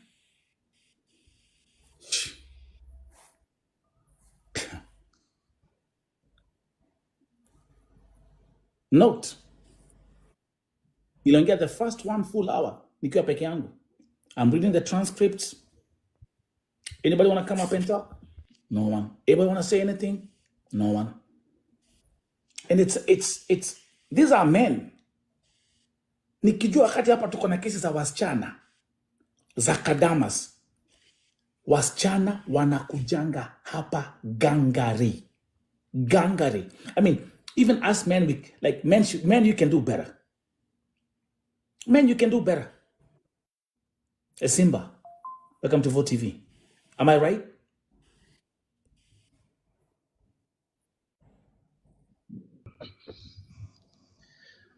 Vote TV, wacha kwanza niseme pole kwa familia ya marehemu, lakini wenye waliuzika ama 100% watapatikana. Vote TV mimi nimeona DCI wa Qatar wakifanya check. Nilikuanga naishi na jamaa alikuanga anauza Kenya tunaita kupel, yenye wanaweka chini ya lips wanalewa. It encountered siku moja ameonekana na maskari mahali akakimbia akakuja kwa room. Akaacha hiyo dawa. So it involved DCI kujua ni nani. DCI walichukua ile dawa wakachukua fingerprints zenye zilikuwa zimeshika hiyo karatasi. So when they come to walitrace, waliona room waliingia tulikuwa watu wanne. Tukachukuliwa sisi wote tukapelekwa kwa hall nyingine kukaa kutestiwa ni nani alikuwa na dawa. Nani ametumia hiyo dawa. Walitupea kila mtu aliwekewa maji na glasa akunywe. Maji kutoka kwa dispenser yenye walikunywa, wakatupea kila mtu akunywe. Ile kushika glasi ukunywe maji, tukafukuza tukaambiwa sasa tuende tungoje majibu. Kumbe they just wanted fingerprints kutoka kwa glasi. Wanakupea glasi, kunywa maji, they get fingerprints. So DNA, they fight it. So tuombe tu hao watapatika. Yeah, so after walipata fingerprints, waka maji na zenye zilikuwa zimeshika dawa wakajua. Kupatikana watapatikana. And then another thing na Mungi. I got my roommate mwenye anakunywa Mungi. That guy is less than 6 months in Qatar. Lakini ameanza ku lose eyesight. Kwa watu wenye wako Qatar, there is a good petrol station yenye iko karibu na Konich, iko kwa airport. Inasema imekuza Partland ya Ahmad Airport. Imagine gari inakunywa mafuta kwa hiyo petrol station na ndege inaranda Ahmad Airport mtu aioni. For TV I'm talking of 200 meters. Tuko kwa gari kwa petrol station 200 meters na runway chini 16 I guess. Ndege na land mtu akapa honi ndege just 200 meters. Na mzee ndege inaweza kuwa ni Kenya Airways ama ni Arabia. Anaambia mimi sioni ndege. And it's less than 6 months in Qatar. Jua aliingia akaingia less than 6 months in Qatar. Hili kitu nawaka moto. Ameanza kurusa eyesight. You're cooked, man. You're fucking cooked. You're cooked. Less than 6 months ameanza kurusa eyesight. Jia Mungai ni kitu niliona there is a time alileta akaiwasha moto ikawaka. Imagine while drinking something yenye ukiwasha moto itawaka. Imagine kitu ni acid aje and then someone will drink. Ameanza kurusa, hata memory ni kama imelo boost memory. Mnasongea na hii story saa hii after 6 hours anakuja kukuuliza ile pesa uliweka wapi na ni pesa ulimpea akashika, anakataa kumpea. And when he came he was a very ulikuwa unaona ni mtu mwenye anatumia akili yake vizuri. But now ukimwona venye things are going actually Mungai ni somo. And the last thing wala kuchukua time, I tell these Kenyans in Qatar, tumepata chance, we should appreciate that Wakenya wengi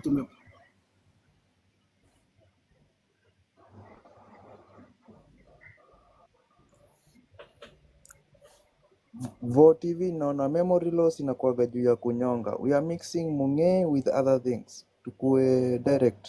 Kunyonga ndo inaletaga memory loss. Wanasema anasahau na eyesight, hiyo ni kunyonga. Thank you. Okay, how many accounts do you have? Like, are you like okay, listen, let me first of all entertain your nonsense.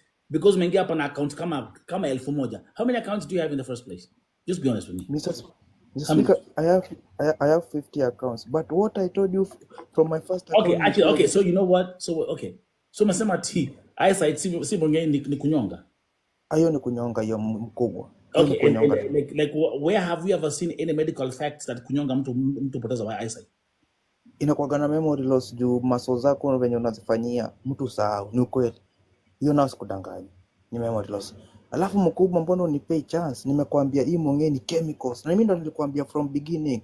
It's about chemicals. Ni perfume, ni dawa ya mchele, nikakwambia Muratina, nikakwambia inauzia kwa manyumba hizi zimeishaisha.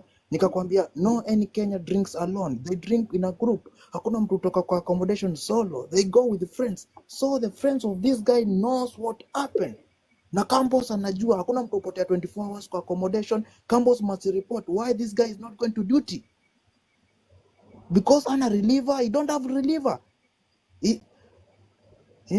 Na ukikosa location yako lazima Campos aulizwe nani, mbona reliever huyu jamaa, where is this guy? Hakuna mtu upotea 24 hours. Campos knows what happened.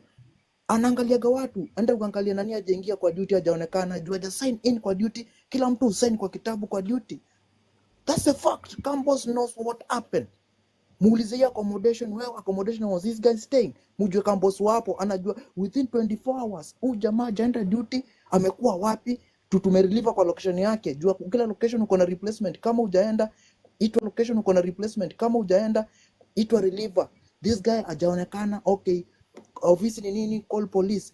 This guy hajaonekana for 24 hours. Location yake ni absent for 1 day. Hakuna hata yendangi siku mbili. That's a fact. Actually, you know what? Motherfucker, you making sense. Yes, sir. Yes, sir. I cannot like you. I told you, my nigga. My nigga, I told you. I know this shit. I kind of like you. Yeah, my nigga, I told you.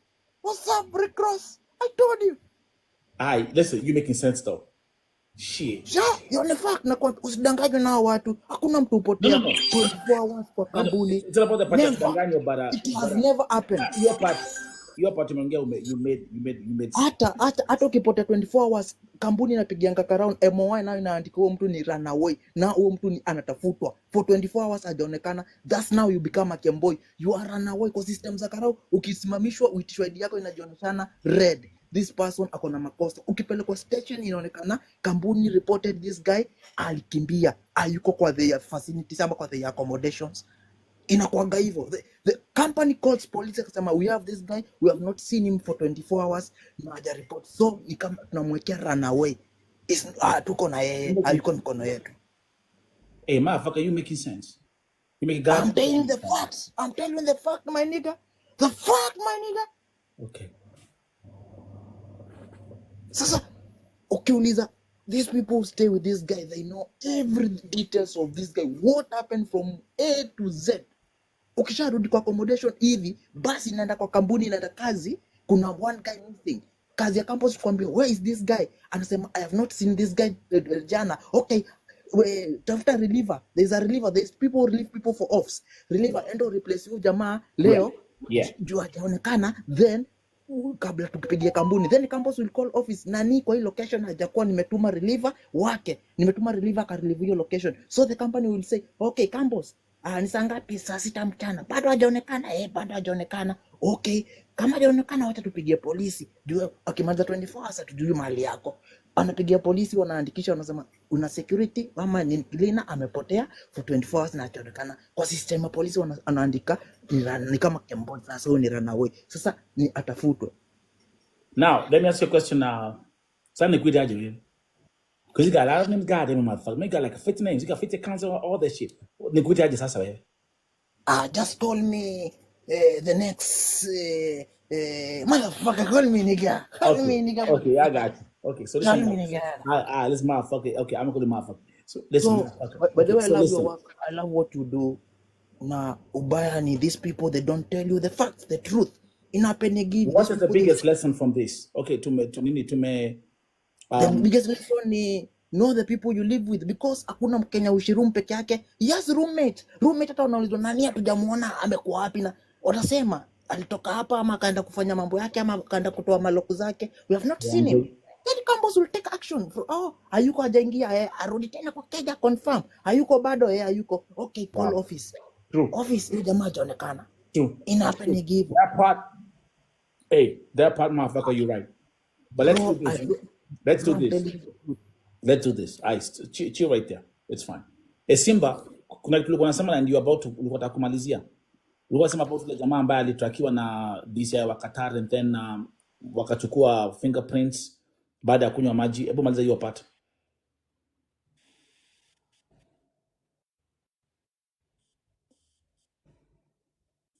No, that part.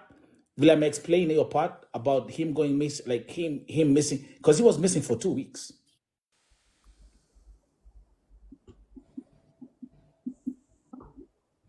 Ongea Simba.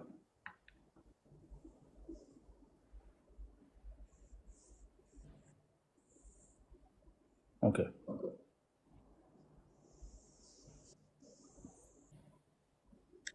Let's listen to more statements, and today again we're focusing on the story of Njuguna, who unfortunately has died in Qatar. Jaiva, welcome to Vote TV. Talk.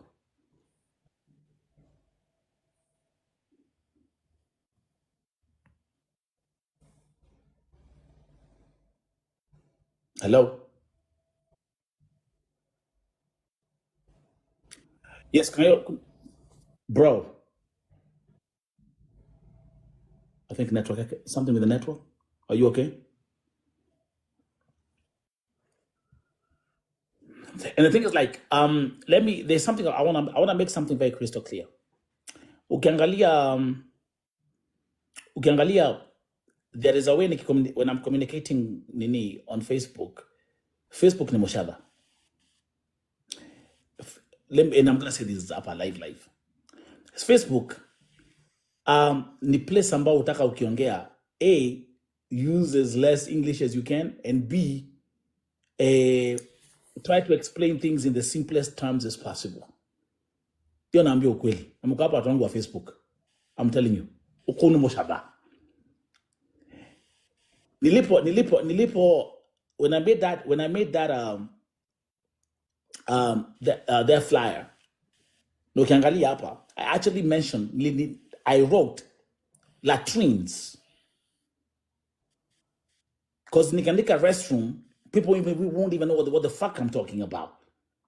So that's why I wrote latrines na nikaweka kwa brackets choo, of which is true.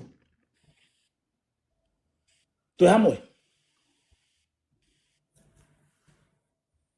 I found the simplest way of communicating with people on Facebook. Do you understand? Keep it simple as much as possible. There are concerns about watu kukosa kazi. This is going to be a problem for Kenyans in Qatar to one certain extent. Don't you guys agree? Regardless. Hata vile mnasamanga sijui ati Nigeria ndio sijui waliharibu sijui waliharibu sijui Dubai wakaharibu Nigeria ndio wameharibu. Kenyans, where you are right now, mengi your league. I'm telling you for free. You've lost a young Kenyan like that. Mtafungiwa kila kitu. Thank you, Mali. Mtafungiwa kila kitu.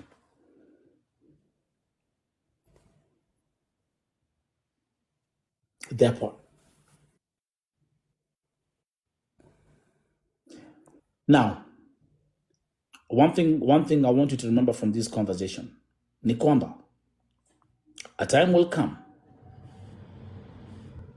and that full police report will be out. Hiyo statement ambayo niliandikiwa ya kwamba John Njuguna had blood stains hapo, hiyo mtakumbuka. I've covered and documented so many crime stories here on Vote TV, but I'm telling you, that one right there, itafungua vitu mingi sana. There is one more, there is a theory that there is someone who wrote to me, but it's yet to be confirmed. since the case is under investigation, there was a stabbing that happened in that place. And I will not talk about that for now until the time is right. Yes, bro. Jaiva. Yes, habari bro. Ongea bro. Kwanza nikupongeze kwa kazi mzuri unaoifanya ya kuunganisha watu. Asante. Mimi niko hapa Kingdom of Bahrain. The same story ambayo ina happen kutoka Qatar na hata hapa Bahrain imeanza kurise vile vile. Vijana wa kujitengezea pombe za kienyeji imeanza, na sisi kama Wakenya lazima tuelezane mambo ya ukweli, kwa sababu hii story ama hii issue inakuja kutuharibia kiwanja. Sababu kwanza walianza wa Nigeria wakafungiwa, then nafikiri Kenya itafuatilia. Nafikiri mnajua kiwanja kilichobakia ni hizi zetu za Gulf. Kwenda Europe unajua it cost a lot, na process yake pia ni ngumu sana. That's why watu wamekuja kujificha huku, at least mtoto aende shule na mama apate pesa ya mboga. So hizi tabia tuache, kwa sababu tukikiharibu kiwanja we have nowhere to go again. Hakuna mahali tutaenda.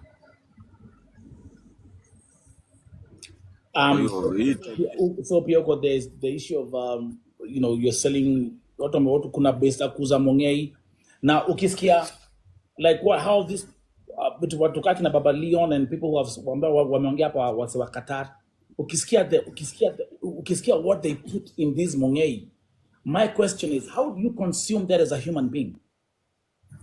No. How? Na ukiangalia costly ya hiyo nini something haijapishana mbali na ile bia ya mkebe ya kawaida. It's very little. So why do you consume something which you are not sure of? Ule mtu ana make hajaweka standard level ya vitu, unaona, ameweka tu mambo vile anajua, alafu anahatarisha maisha ya watu.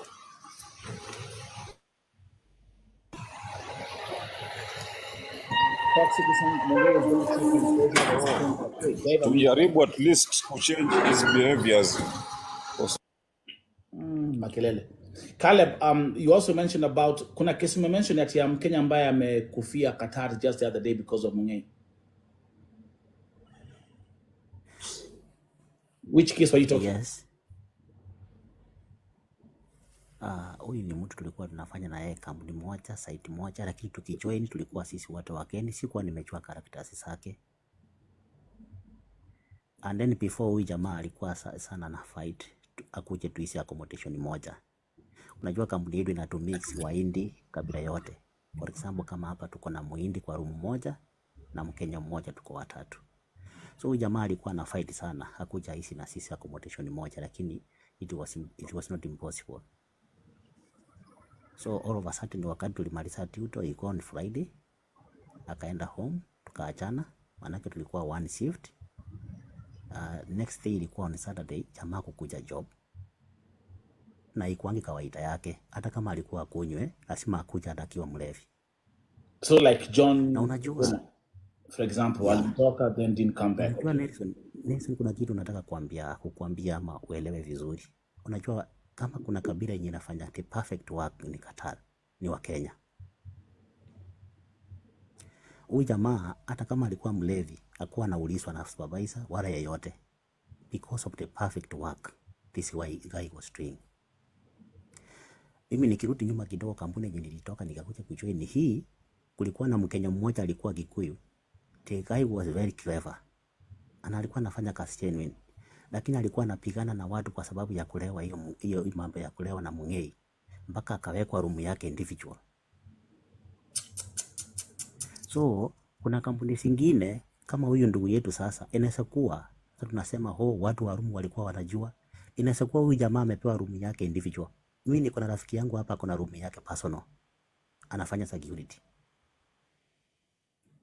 lakini anafanya kampuni nyingine, mimi nafanya kampuni nyingine. Mimi sifanyi security by the way, lakini huyu jamaa anafanya security na kuna room yake individual, amepewa na campus. So jamaa kama huyu inaweza kuwa akona rumu yake na hakuna mtu anamfuatilia, akose kuenda kazi. Hiyo ni simu tu anapigia supervisor anamwambia, ama anapigia tu campus anamwambia siki kazi, na ni hivyo. Lakini sasa mistake kama hii ikikuja kwa happen, ndio sasa campus anachikuta kwa mistake. So huyo jamaa wakati alifariki, sisi tulikuja kuambiwa huyo jamaa alienda hospitali kama kwa hali ya mahututi, na hatujui ilifanyikaje mpaka kafika hospitali. Hatukuwa allowed kuendelea kujua nini ilifanyika na huyu jamaa mpaka wakati mwili ilipelekwa nyumbani. So tukapaki tu vinywa wasi tukiulizana what happened. Mpaka wa leo sisi ndio watu tulikuwa karibu na yeye, hata tungehusishwa tujue hata vitu saka tujui kama silienda Kenya, hatujui. Nobody was involved mpaka wa leo, Nelson. Sasa singine mambo mengine tunasema, iwapo kama wenye tunaendelea kuishi hivi, kuna wale watoto wetu wanakuja wageni hapa Qatar. Jamani, ndio wewe mwambie tu ukweli. Utampatilisha, lakini mwambie tu ukweli. Mwambie ndio the right way to follow. Because wengine wao ni watoto wetu wenye wanatosana na ile wale watoto wetu tumeacha Kenya. Kama uko hapa Gulf, uko popote, unaona Mkenya mwenzako anaenda tu vyovyote vile, karibu kumuongeleza please. Hata kama itawezekana basi ambia, hata kama ni campus wewe kwa upande wako aone umemkosea, lakini mripoti. Afadhali atipotiwa akiwa hai kuliko atipotiwa akiwa amekufa, akiwa maiti. Afadhali arudi nyumbani akiwa mzima. It's actually interesting. I think Caleb, I'm thinking deep now. I think what I'm going to do, I'm just going to do like a topic about Kenyans with alcoholism in the diaspora in general. Because now, ni wase wa Gulf, mkona mambo za mongei, which is cheap liquor. You drink like the cheapest shit. About to Europe. The perfect example is some of these women who you have been worshipping and praising on this TikTok. Na chai, munawaita mafia too. Because in Europe, hakuna kitu cheap kama beer. Beer is cheaper than food. Tuhamwe. Beer is cheaper than food. Now ameingia, they are dealing with some wako TikTok munaona ni mafia tu, hata ajui hata. Correct? That's Europe. Come to America, you're seeing the same shit happening over here. This country is dealing with some, kwanza mkinga mambo za hizi madawa na nini. These are different. This is another hub. So I'm thinking like I should do like a nice layout addressing this topic. Because whatever you're seeing happening in like now in Qatar, in Europe and America, it's a different ball game. Like in pia huku watu wamepoteza vitu huku. People like kama huku kuja like hapa US, which is the most common problem amongst Kenyans in the US, it's DUI, driving under influence. Because hapa ukipatikana ukidrive kama umelewa, now that becomes another problem. So it's tough. But for this family, the John Njuguna family, man, do a Google out there. New horror inauma. It's painful. To you folks out there who are in these countries, at the end of the day, you have to make up your own decisions, right? We all grown-ups. You choose which path you have to go. Like now, I give an example. Mi tangu nizaliwe, sijawahi guza pombe hivi. I've never touched beer. I've never touched fegi. I've never touched bangi. I'm the most sober human being you'll ever find in your life. Sure. But naambianga watu, oh, you want to drink? And ukunywe, see how this is gonna try. See where it will take you. And I can even give you like an example, Caleb, and everyone who's watching here. Tukiwa high school, maze, I can count three to 4 of my classmates walikuwa masonko. Ushasikia usonko? Walikuwa masonko, like they used to come to Buddha. Unawajua tukiwa high school, jamaa navuta, walikuwa navuta embassy.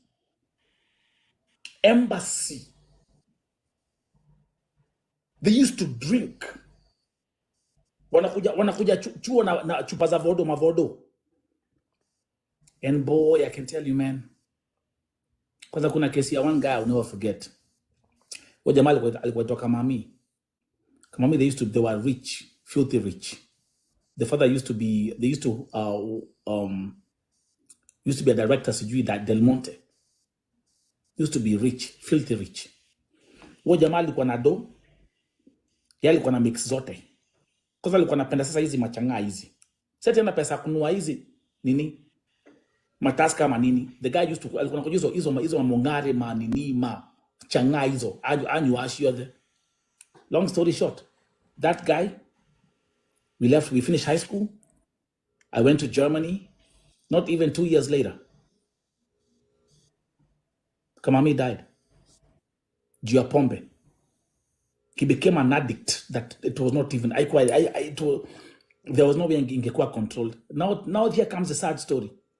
Ujamaa alikuwa mamake alikuwa amempenda bana. Siku ya mazishi ya Kamami, the mother collapsed, never woke up.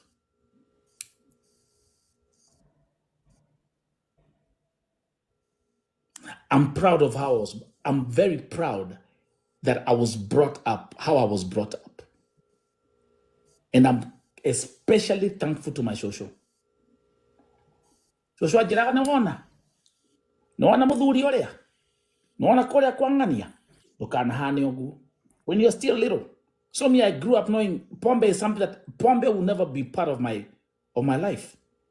Now, for you out there, you want to drink it. And ukunya see where it's going to take you. If you can control it, good. If you cannot, it's up to you.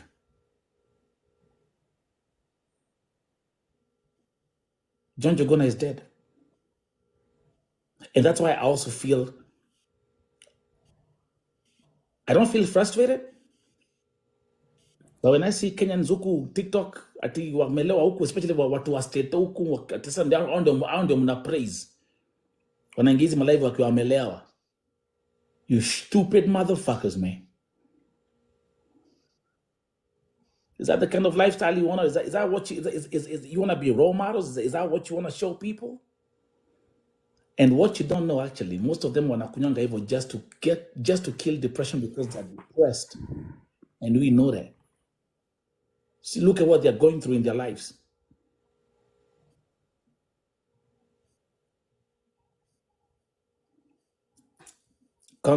Choices have consequences.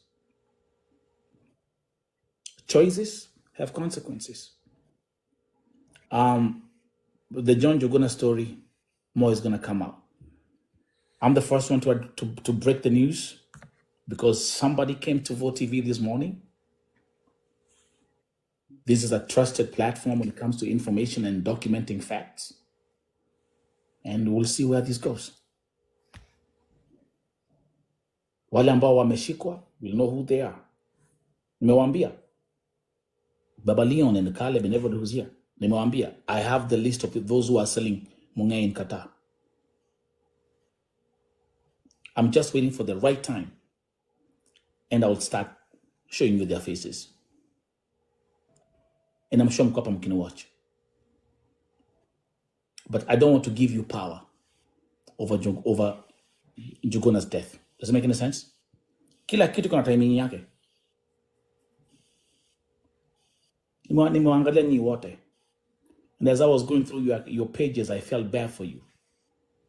Because you try to depict a lifestyle that you don't even have.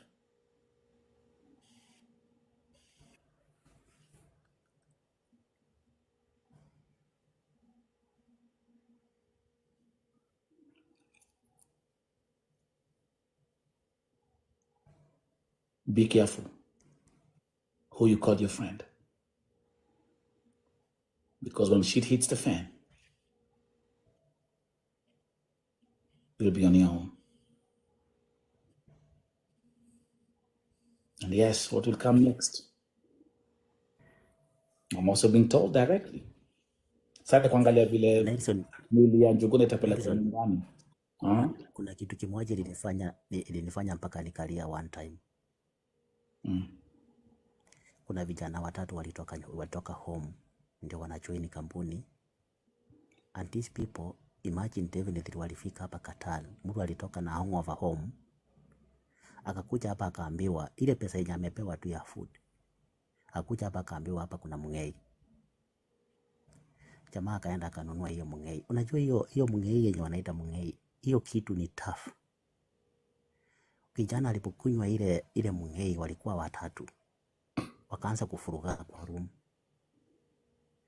Imagine hawa vijana walipigana hiyo vita mpaka polisi walikuja kuamua. Hawa vijana walipelekwa airport. Mama yako na baba yako wameuza mpaka plot. Wakarudi kama hawajalala accommodation. Imagine.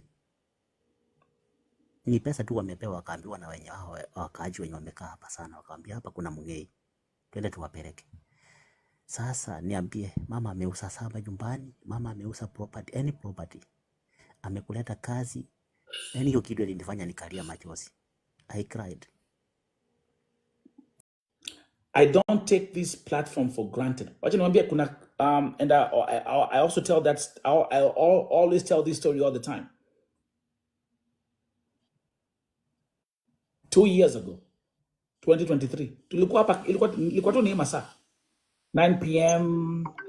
10 p.m. Eastern Time. Kelele.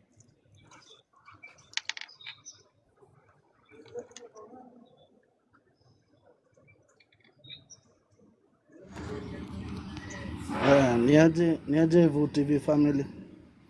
Sema Norman. Yeah, yangu nasema kitu simple.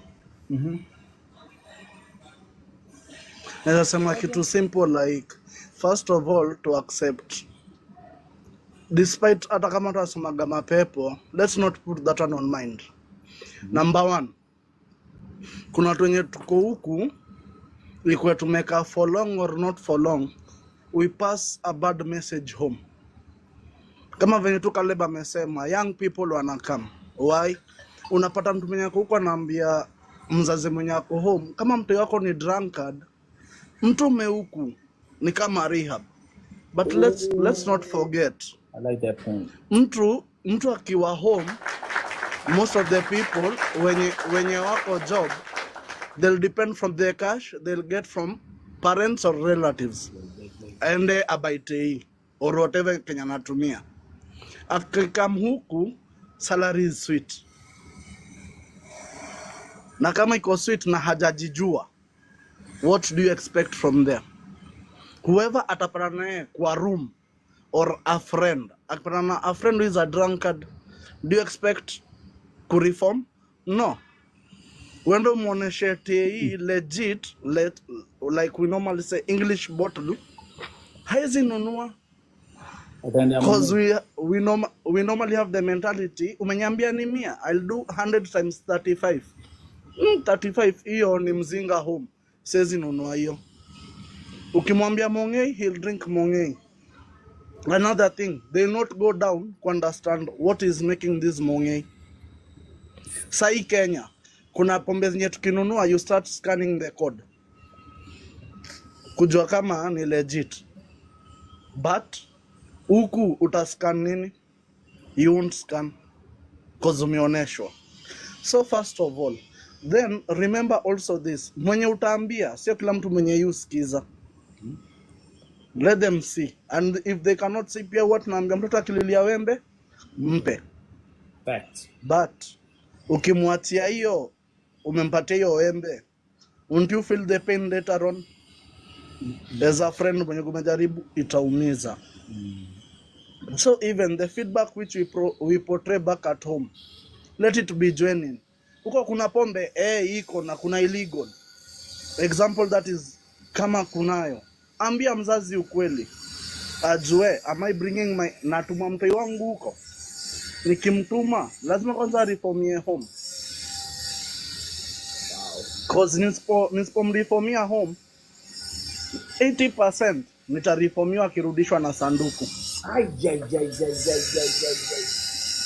Sorry to say so, it's painful. I remember hata kuna time gava ilikuwa inateta like unapata plane ina land Kenya haikosi sanduku yenye inatolewa. How many parents are crying back at home? Kuna jamaa So alikuja by the hapa time again. Kuna jamaa alikuja hapa and he was working at kwa airport ya Doha and he said the same thing.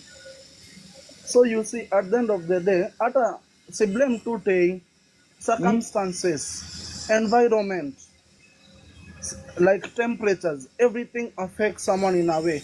Okay, pia sometimes tunaambiwa you work for your money, enjoy your set, jipe raha kidogo, but pia raha yenye unajipatia, what's the consequences behind it? Right. Can you control? Can't you control? Unanipata? Siwezi sema Well said, nimepata salo leo nenda dunda. Ukiwa Kenya hujaingia dunda, unakuja kuingilia dunda huku. Can you control the pressure? Utenda uambie bucket example ni 150 au pigani, hiyo ni chupa 5. Remember, a habit is a disease. So ukiendelea hivyo, later on in the later stage utakuwa addict. So for me, I normally say kujipa raha, it's not all about intoxication. Jipe at a time, jipeleke out. Just change your mind, change your vicinity. Okay, najua maybe pia kuna wengine wenye wamekaa for long kuniliko hapa, but nimekaa hapa 9 years. So you can imagine ni vitu zenye imekuwa ninajionea trend. It's a trend. Let's Yang, let's touch on there's one part I wanted to touch on, the ingredients that they use for this moment.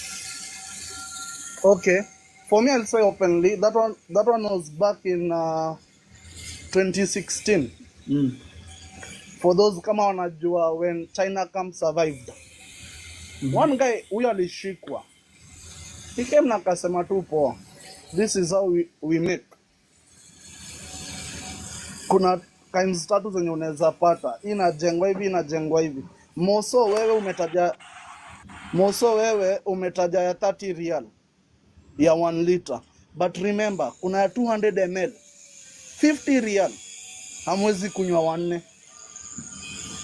kunywa wanne. Mtaanguka. But hiyo ndio nakwambia guys, it's pure rice, but how it's fermented, how it's steamed, we don't know. Ukiangalia story kama ya Njuguna, okay, I mean you have some amazing points for it. Okay, for that honestly, let me not talk about it. Simjui, but I feel the pain. Tunasemaga Kenya ni undugu. So hata tukiluzu mtu mmoja huko, hata kama hujaimuona, it's a pain, it's a loss. Yeah. Cause nobody prays ati nimekuja huku nirudi in a box. Si breathe, sijijui penye niko. Absolutely. It's a pain. But also let's check. Know your surrounding. Know your friend.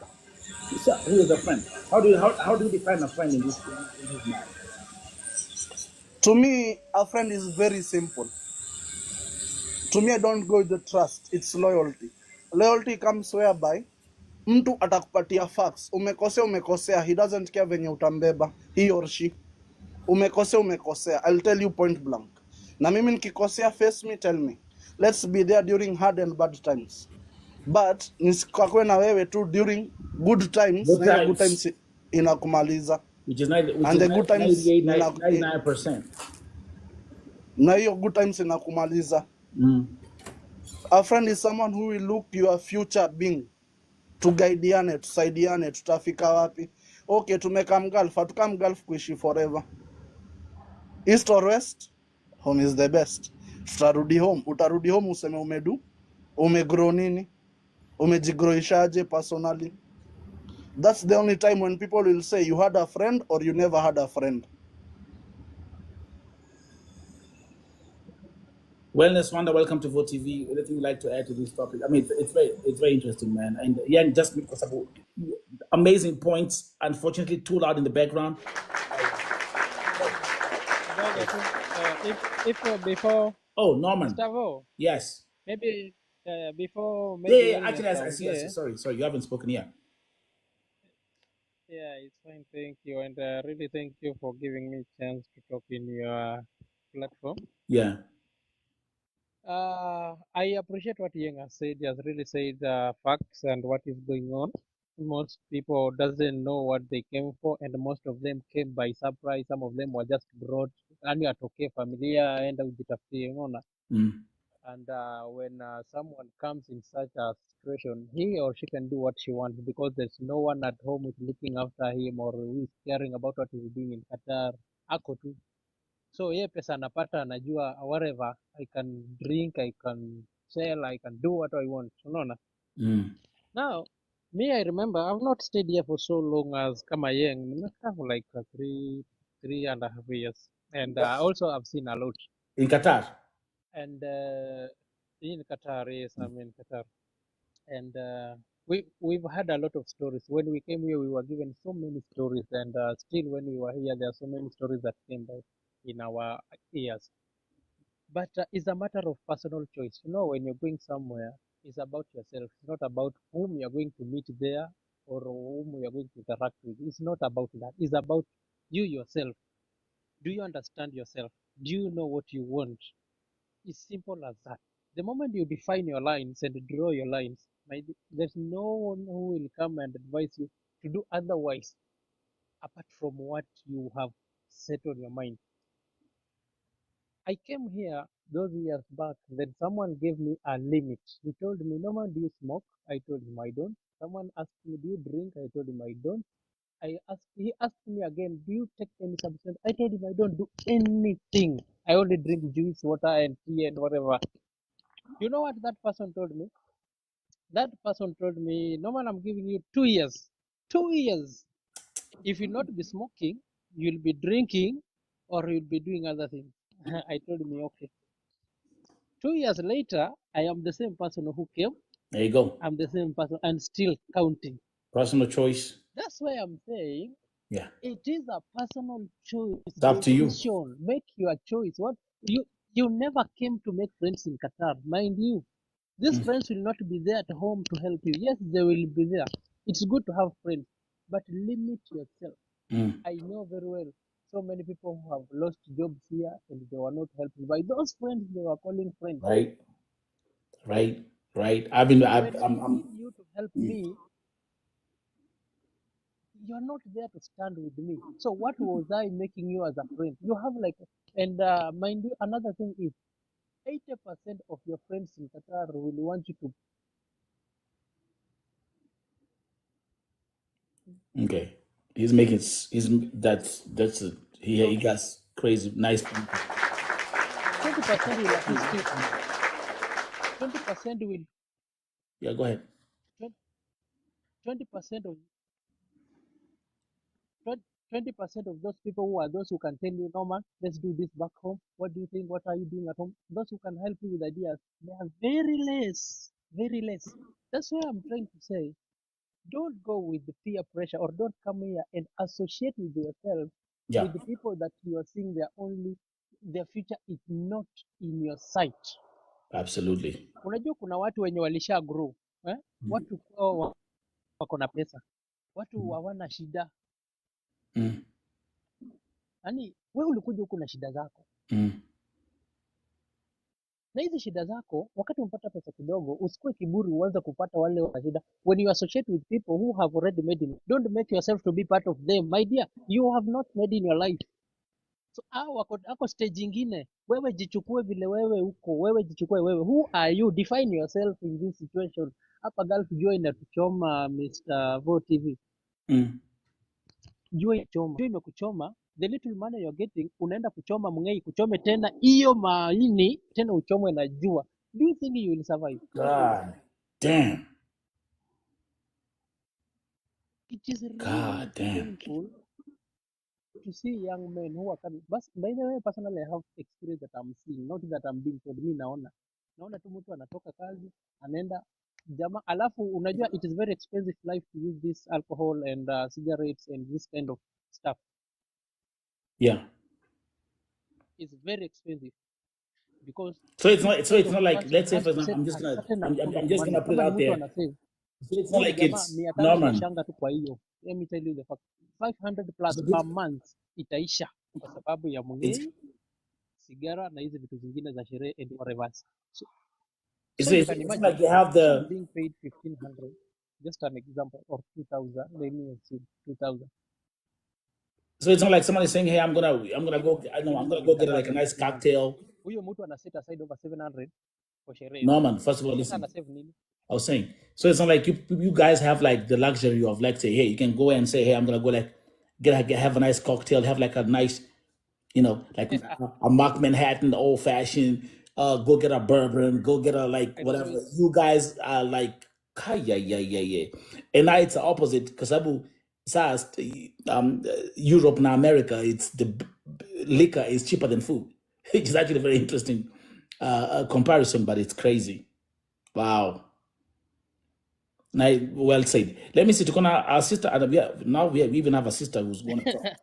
Wellness Wanda. Where are Okay, you? hello VoTV. Hello Hi. VoTV. Hi everybody. Can you hear me well? Yeah. Okay. I just want to say, okay, fine. As long as you're in Gulf. By Gulf, you know the 7 countries that I mean. Okay. Qatar, Doha, Qatar, Dubai, Bahrain, all the 7 Emirates, yeah? Okay. As long as you're in these countries, when you come to these countries as a Kenyan, or as any other nationality, listen, you're coming to new different rules. You have to follow the rules. You have to listen. You find the rules that have been put into a place. So who are you to go against the rules that have been put there? Okay, some of us, like me, let me say the truth right now. Okay, I've been in Dubai since 2004, VoTV. Okay? We were the first group in Dubai, okay? For that information. We were the first group in Dubai, the Grand Hyatt Dubai Hotel. We were the first ones. The first Kenyan group that was ever taken in Dubai, the whole of Dubai. And we were loved. We were loved. We were adored. We were treated like people. You know? As in, whenever we went out, we never experienced anything bad. We were living a luxury. Okay? Because I came through a company in a hotel, in a Hyatt hotel. I worked there for 2 years. After that, I went to an airline. Okay? And nobody has ever treated me bad in this country. Nice. It's only now that I see how they treat me. But why do they treat me like that? It's because of my fellow Kenyans. Okay? It's because of my fellow Kenyans, because of the behavior that is going on. So who are you people, you young people, who are you to come and spoil for us what we have built for so many years? You're coming to spoil it for us? Yani mnakuja, sijui mnajifanya aje. Guess what? Just recently, few days ago, I met a person like this girl. She's just new because she had an M-Pesa service. So I went to her to get an M-Pesa. So guess what she told me? It shocked me. Actually, it made me tremble. You know? So I went to take cash from her. And the thing was, she told me like they were in a certain house party. Let's say in Al Nahda. Maybe even because I stopped watching you for some time, VoTV, because I feel like I'll go crazy because of these stories over here. You know? They make my mind go crazy. So maybe even you've heard of this story. I don't know. So there was a certain girl in a certain house. She just went to visit. And when she went to that house in Al Nada, sorry to say that place.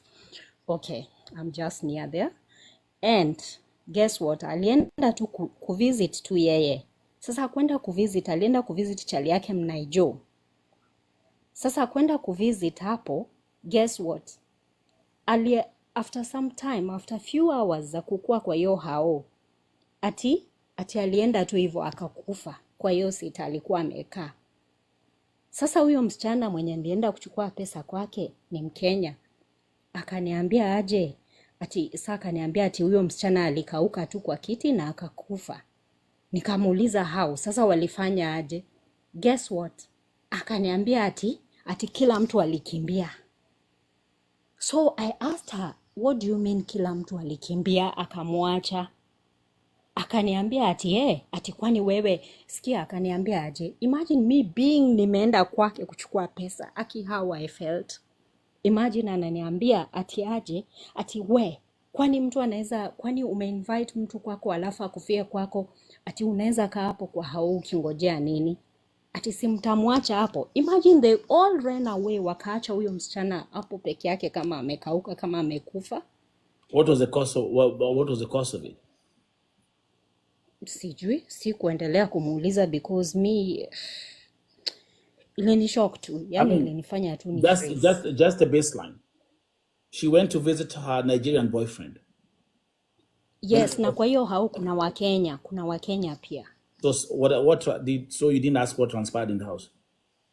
No, because I've been watching this VOTV for so long, so many stories, so I didn't want to go into deep, so I just na hivyo ndo walimwacha ati alafu sijui, I don't know, the owner of the house maybe ndo alikuja akaripoti kuna kitu inanuka hapa, then wakatafuta, then wakapata body imekufa huko ndani.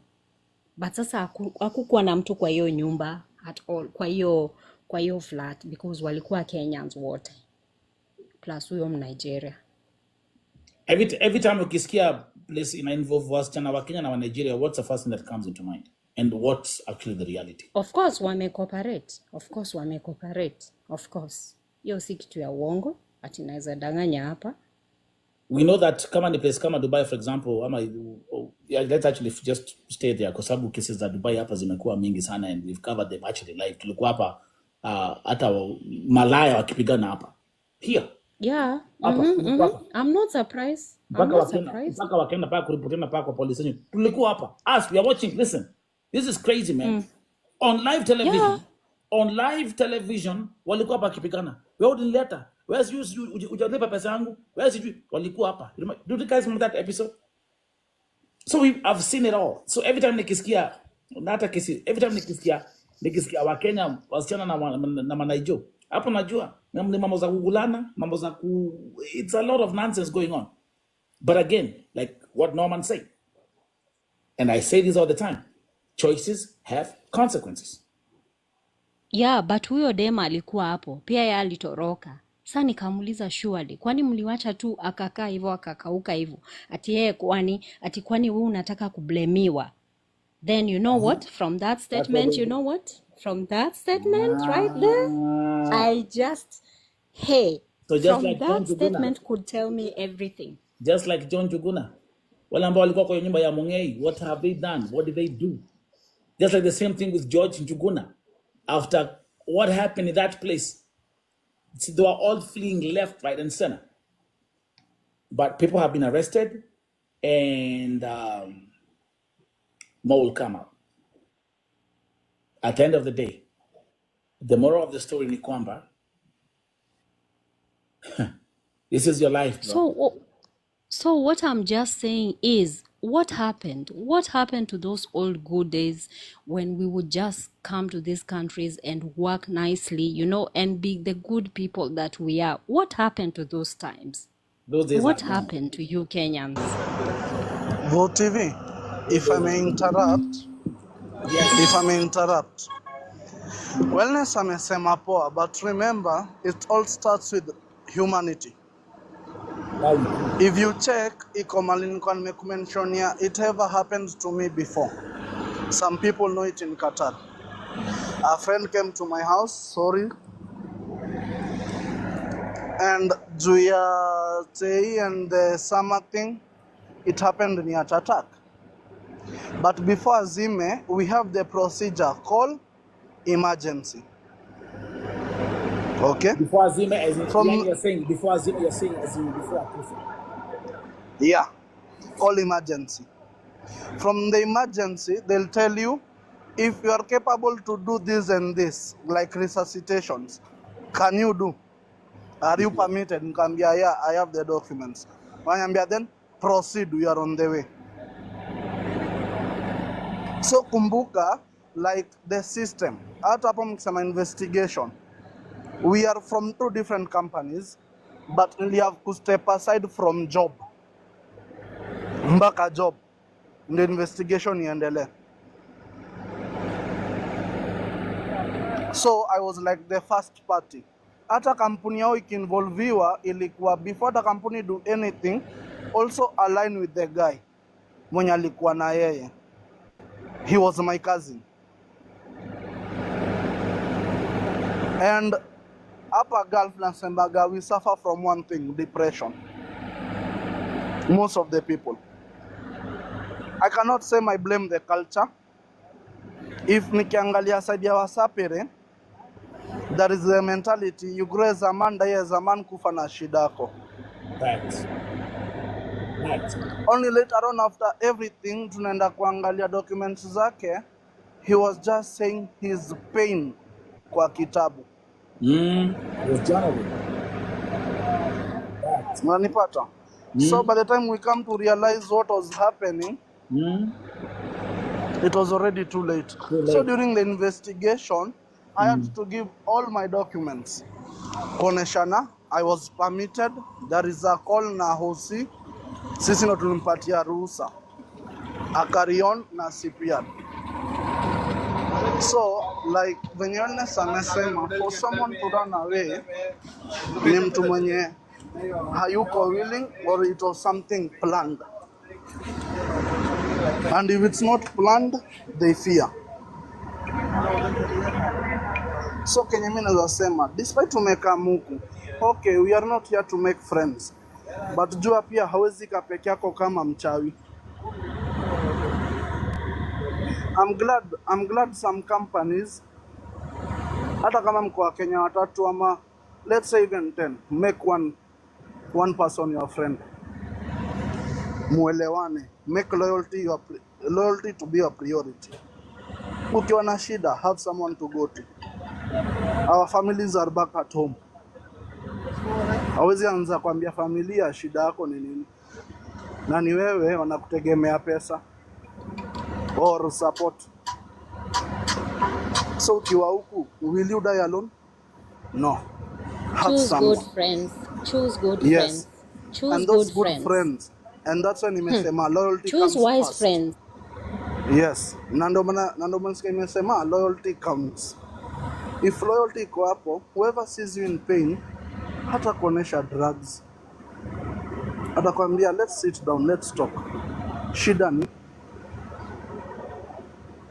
So you see, like for me, I am learning from example. As you keep on highlighting, I remember kuna time tulikuwa hapa na kesi ya a young Kenyan who had also died in Qatar. And wakati walienda kwa mochari kwenda kuangalia mwili, they found, and I remember, huyo jamaa mochari akamuuliza, are you from Kenya? Kwa sababu kama ile bracelet Kenyans wear all the time. Mi yangu nilitoa kitambo because bro, story for another day. I have my African chain in nilitoa. So akamwita kando. Akambia, I just want to notify you that we have 17 other Kenyans who are laying in this morgue. And it was a Mongei issue.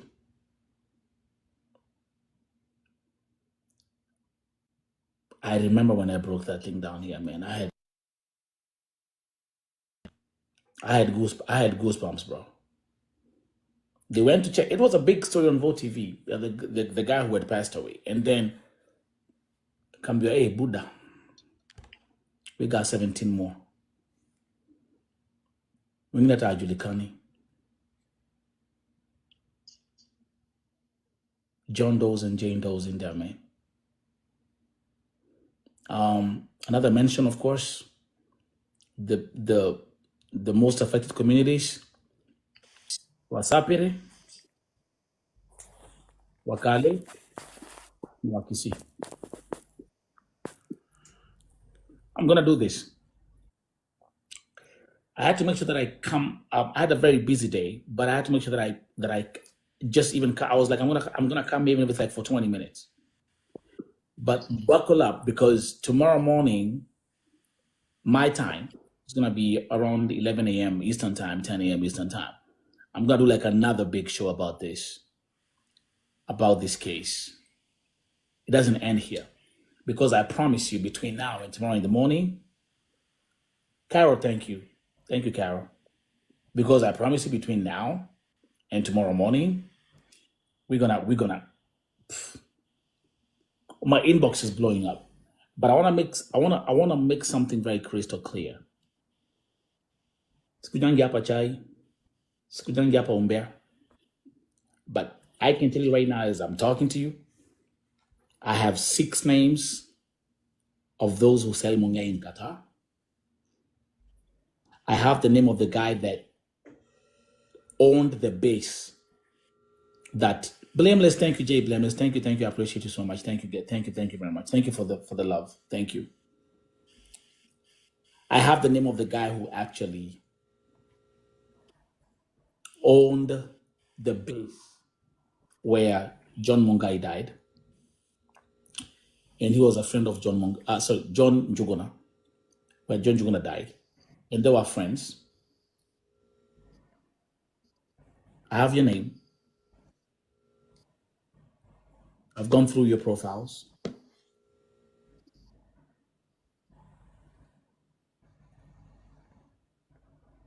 They haven't arrested you yet, but you've been reported. So people have been arrested because of this case.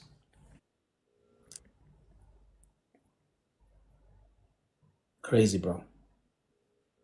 We have lost 2 owners in Gulf. Moja Qatar, Moja Saudi. Yes, and these people who are behind this, they should just think, what if this is your brother? What if this is your sister? What if this is your son? What if this is your daughter? Would you like to lose them in this manner? Would you feel happy being on this earth? Nelson, niko na kitu kimoja nataka kusema tafadhali, kama unaweza kunipa 1 minute. Kagwe, welcome. Yeah, thank you. Naweza sema hivi, vijana wetu wenye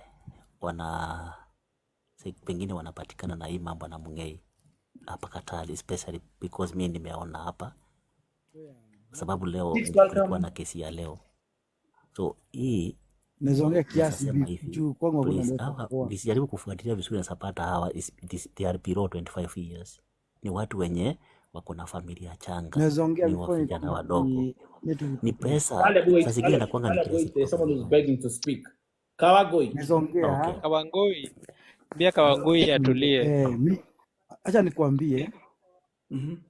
Acha niongee kiasi before network ipotee. Nashukuru sana juu network imeingia leo kwa nyumba. Mimi naweza kuambia Mungei imoto wengi. Mimi kuna dribeshia mbeshto wangu kuja Mungei, ilikuwanga siku ya joto, tumeenda kuja Mungei. Mtu akuja Mungei nadhani zake zimeshika amelala. Kumbe siku lala, amezima, amekufa. Sisi tunamwacha hapo hivyo. So si after kuenda unasikia atio jamaa amepass. Kidogo after 2 days unasikia jamaa ana meno, ana macho. Mamake ilibidi akuje Qatar kuconfirm ka mtoto ni wake. Juu unajua Qatar, una macho, una macho, una meno, wewe julikana. By sura inapoteanga. Unaona kuna macho, una meno. Sura una change, unakuwa kama mtu mzee. Kitu ya kwanza niwaambie guys, acha niwaambie. Huyo msee alikuwa hapo. Mimi nilikuwa najua ni jamaa mgani, but kampuni ukiongea, kampuni inakuchuja. Juu kampuni inataka iondokee hiyo story. Ndio familia ingilio story, ndio walipe body iende mtaani. Mimi si mtu mmoja, si mtu wa yule wamekufa. Mimi Kawangware nimekaa Doha. Watu wanachukianga juu mimi naongea ukweli. Karibu almost watu 5 wamekufa juu ya Mungei. The same Mungei niko na kunywanga, nimeshukunywa Mungei. VOTV, mimi nimeshukunywa Mungei, mimi nimeshukunywa Mungei. Naambia Mungu asante sana. Watu mpaka Wangoi akujenganga, but naambia Mungu ukweli. Beshto wamekufanga. Kampuni nyingine. Mimi unataka mkwangu VOTV ni kuonyeshe kuna uzo wa Mungei. Hiyo Mungei utakunywa, wewe utakuua, mimi taniua. Mimi sitaki. Wallahi Mungei. Mungei imeua watu wengi. Nah, hell fucking no. But anyway, Kawagoi. Yeah. Actually, do you know, listen, do you know hata vile unaongea Kawagoi? Uko tei? Siko tei, iko kwa nyumba by the way. Juu nimeona jamaa unamwona nyuma yako. Jamaa simjui, si ati simjui na niko namuonanga. Okay, sijui ni Qatar. Kawagoi, umesema it's actually I like the way umeongea, umesema aje mimi mwenyewe na kunyanga hii. Umeishi kunywa Mungei. Na umeishi Doha for so long. Yeah. Can I tell you something? First of all, I've never seen you before, right? Mimi sikujui. I've never unijui na lakini unanijua through TikTok. But I can tell you one thing. You sound right now. Hata vile umeongea tu like the first 3 seconds, I was like this guy is high. Kwa hivyo hata uko na effects za hiyo. Siko high. Ni juu nimeona umepost jamaa. Nimeshare live yako nimeshare hiyo, nilikuwa nimedose. Nikaamka.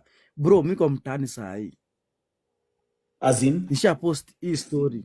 Nisha post hii story. Niko nishaona. Hapa VOTV because I'm the same story. I'm the one who broke the story. Yeah. You use the Qatar. Kawagoi, unasema ameona watu 1 2 3 4 5 wamekufia Qatar juu ya Mungei. Ningetaka. Na nikaambia nisiongelee story juu ya kampuni. Pia kampuni yetu nikaambia ukiongelea utapelekwa nyumbani. Siko iongea story mingi sana. Tunaelewa kampuni huwezi ongea story mingi. Na ukiona watu kwa nyumba unaambiwa wakiendelea kuzima. Yeah. Don't you guys like advise each other like kampuni inataka acha nikupe story. Niko kufanya kampuni inataka PSS. Unasikia dibako amekufa juu ya Mungei, but inasemekana ni heart attack, but ukiongelea story yati amekufa juu ya Mungei ni home. Siku iongelea story. Unajua jamaa bro amekufa juu ya Mungei. Hiyo story inaondokea. Just vile tumeambiwa hapa zile vitu uko kwa hii Mungei ni kama unakunywa poison. Let me ask you a question. What makes you drink something like this? Okay, inakuwa like kwa klabu pombe ni expensive. Na hiyo Mungei tunajua inaweka poison mingi. Hiyo ni poison, si uongo, ni poison. Kampuni yangu niko na kampuni yangu Argentina. Ulizo toka hapa hivi Argentina block 8 imeua watu wangapi hiyo Mungei? Mtu amekunywa amejiangusha. Unaambia ni heart attack. Story mingi manzi. Hatuko iongea juu utaki kufukuzwa kazi. Nina fanyanga. And let me do this guys. Let me keep on encouraging you. We are building this big VOTV family community here on TikTok. Na ningetaka tafadhali, all that I'm asking you, I'm not sitting here begging for gifts or asking all that shit. I don't do that. You can do it if you want to, and I appreciate you. Like, there's one thing that I really value. Here on VOTV, you have this movement of love. Okay? Everyone who's part of the VOTV family on TikTok, if you look down there, if you comment, you see you have the love tag next to you. So how do you do it? Watu wote ambao mko hapa. Enda pale juu, just grab the heart me. Just that heart me means everything to me. Just grab that heart me, it means everything to me. Everything to me. And thank you very much. I see Jenga. Thank you. Becoming, bro. The more we have a big community here that is so powerful, and we are a movement of love. So thank you, Jenga. Welcome. And apology, grab it. Nons, I see you. Thank you. And then if you're commenting, you can then be dropping these amazing emojis that I have for people who are in the Vote TV team. $20, guys. $20. Jenga, absolutely. Just to my request. Okay. You see, if you comment now, you have the love tag next to you. We are the biggest movement of love as Vote TV family, man. And this means everything to me. Vo nikuulize, ulikuwa na story fulani ya jamaa fulani, the same situation ya huyu jamaa kwa hapo hivi, ndango John, etako John yatia, etako John sijui Mwangi kitu kayo huyu Mwagira wari ha so kulikuwa jamaa fulani ule warori na niyo kila na toki mushagira. Kuna mwingine alipataka base, unachoaje mwambie, acha nikupe story like ni mimi, then nikupe story venye hiyo jamaa alikufianga huko Qatar. Jesus. So unaona Qatar inakuanga like hiyo mungei inauzangwa kwa, unaweza kwa accommodation ya pedi uchukue uone chini ya kuna ile marodi mabasi zimeachwa mahali, mnakaa chini mnakunywa. After hapo kwa una kazi una zako, then kuna msemenye yako leo, kesho tuseme leo niko off, mimi sina haraka kwenda nyumbani, ndachukua ingine nitakunywa. Unaona, unapata msee akunywa kitu aja kula duno mungeja nikwambia, mungeja itakupea appetite. Hiyo ndio ya pombe itakupea appetite ya kula chakula, utakunywa na demo unakunywa, unasikia like haijaniweza, unakunywa una dose. Kuna wase wanadepiangwa na wanauliwa. Atake kama goi Vote TV means unaweza kunywa au Nepali wanakukula. After hapo you notice wanakukula, wanakuua wanaume. Then kuna msee like men on men. Kuna story nisha post, nitakuforwardia story ya mama fulani, but usishare, usome. Huyo jamaa alikuwa fanya kazi ya nini kwa ofisi kwa dengo je mwanaudo kachai unapatia ofisi kachai kasai kau kachai naona kachai T-boy Mga chai boy, that's whatever you call them. Yeah. Alikuwa T-boy, lakini mwanaume timo ile tu mudhuri mwana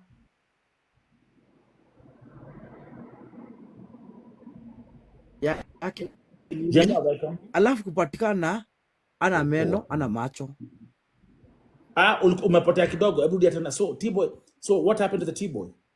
TV hizo ma TV wasi. Okay, he's fixing his network. Jenga, welcome. Thank you very much. Mambo vipi?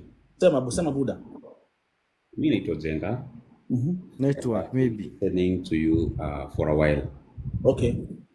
Yeah, now hata sio hii mwaka. Let me say for a while. And sorry. Let's meet Kawago Ikido. I think ameanza kupata shida ya network, but continue Jenga as we move on. Okay. Sasa, I have heard and I see what you do. You do a very great job. And I like what you do. Napenda venye unatetea watu. Na that's the spirit that I like in you, and what you have been doing as a great job. Sijai kuja hapa juu, but mi uka kwa comment na kujiangalilia na kusikiza.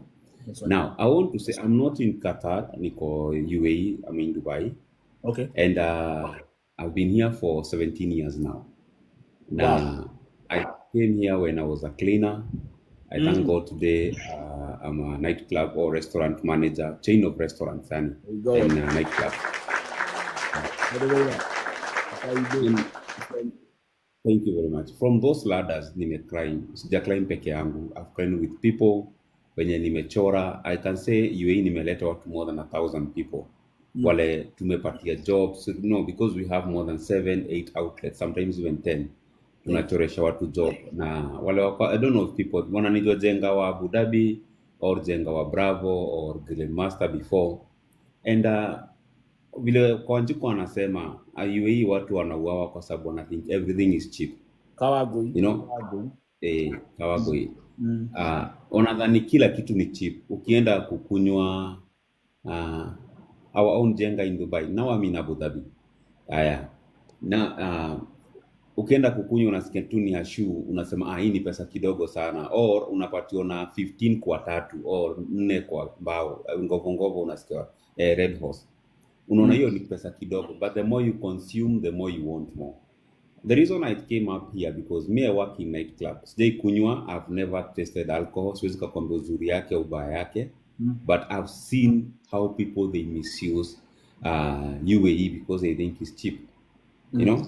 And the best thing I can say to people, bro, ni when somebody is coming from Kenya, yeye anadhani anakam kukaa pale kwa Burj Khalifa manyumba nzuri, lakini akifika huku UAE anapigwa na butua kule kupelekwa bed space. Kwenye wase wana mtu ako job poa, lakini bado anakaa bed space. Hasa mtu ndio anaspoil watu na kuwanunulia pombe na kuwapigia sherehe. Yeah, I don't know if you understand that. And then at the end of the day, sorry? Yeah, I get it. I've been here for a minute. I know what you're talking about. Yeah. So, and then at the end of the day, huyo mtu akitoka pale hana job, alikuja kutafuta job, and then at the end of the day anakuwa desperate, na hapo ndio unasikia watu wanasema nilikopa nikiwa Kenya nikuje UAE. Then sina job, sina food, I don't have anything, bro.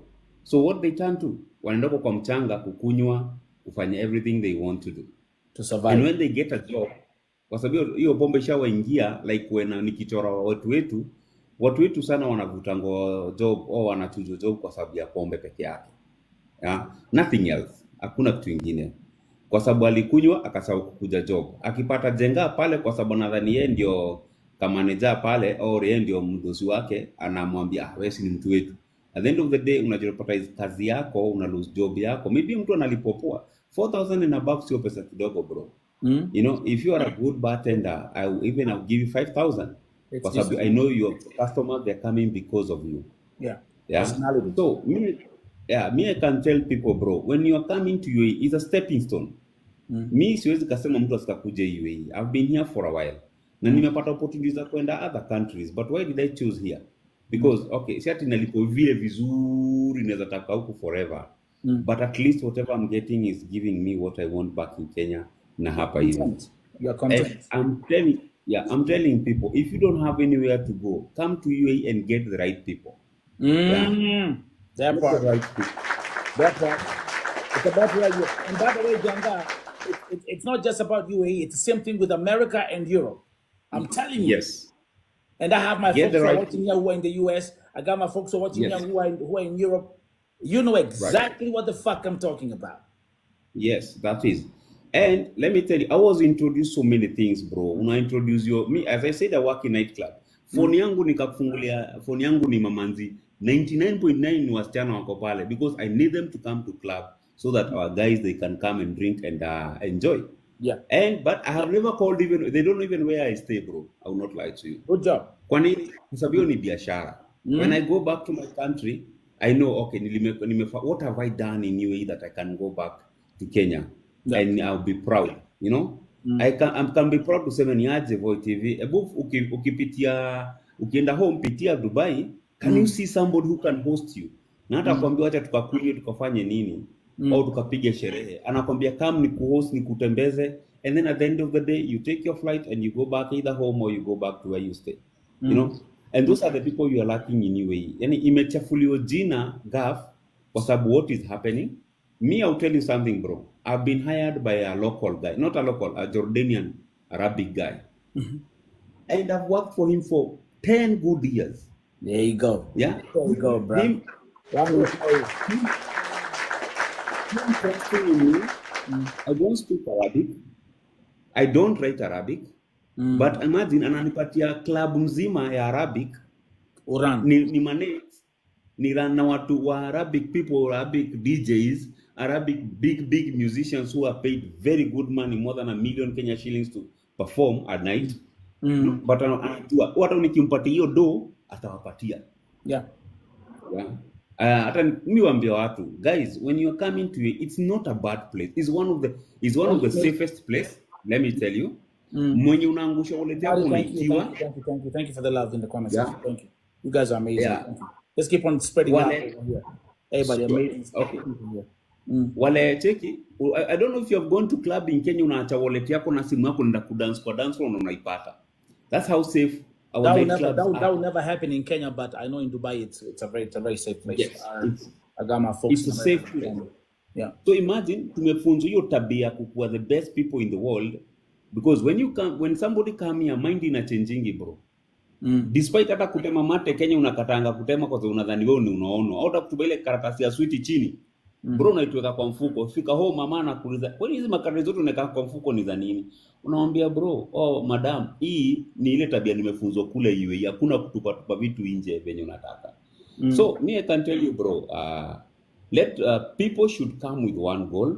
People should know what they left back in Kenya. That's right. And people when they see money, wacha pesa zikawaonesha another njia. One dirham equals to 5 Kenya shillings.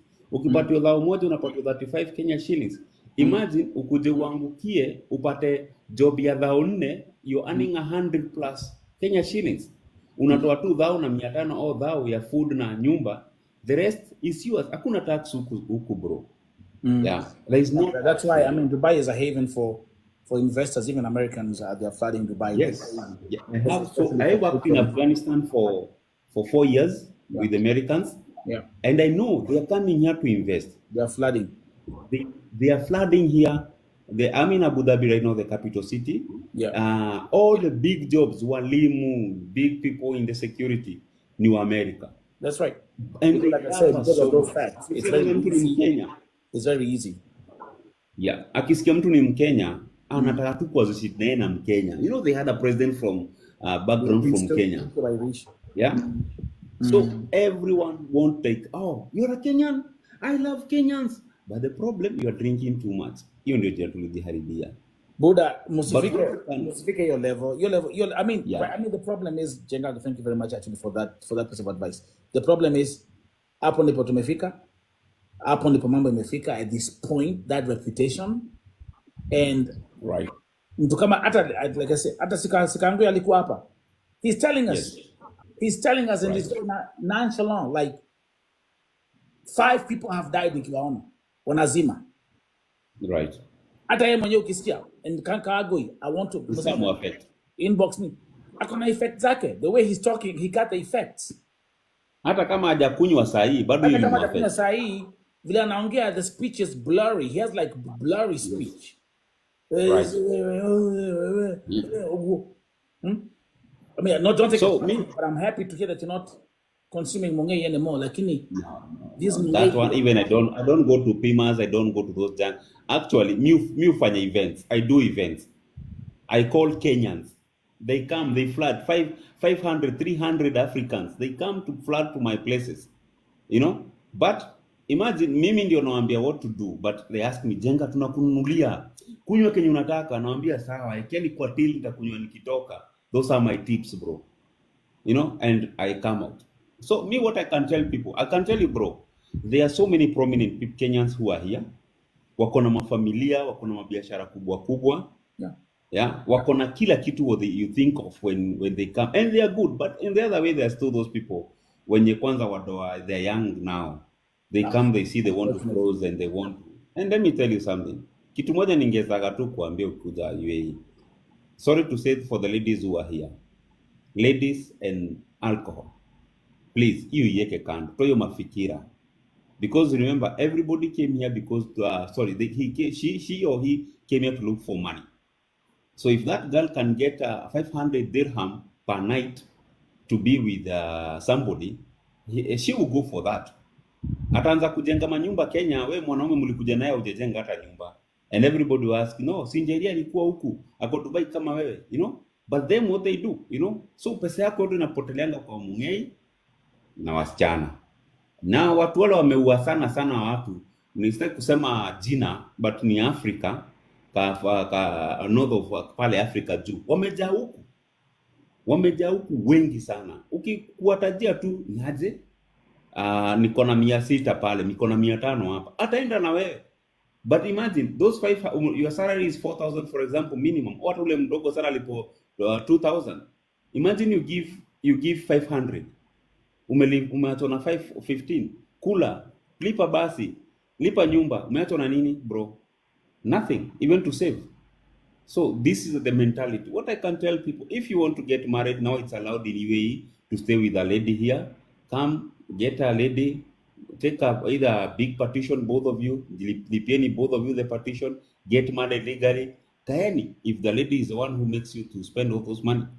Yeah? Kama ni Mungei, wacha kukunywa to an extent. You can buy shoya kidogo, you drink with your girl kwa nyumba, hiyo story ishe. If always kakaa bila kukunywa. You know, there's some people who cannot all go to a licensed place, bro.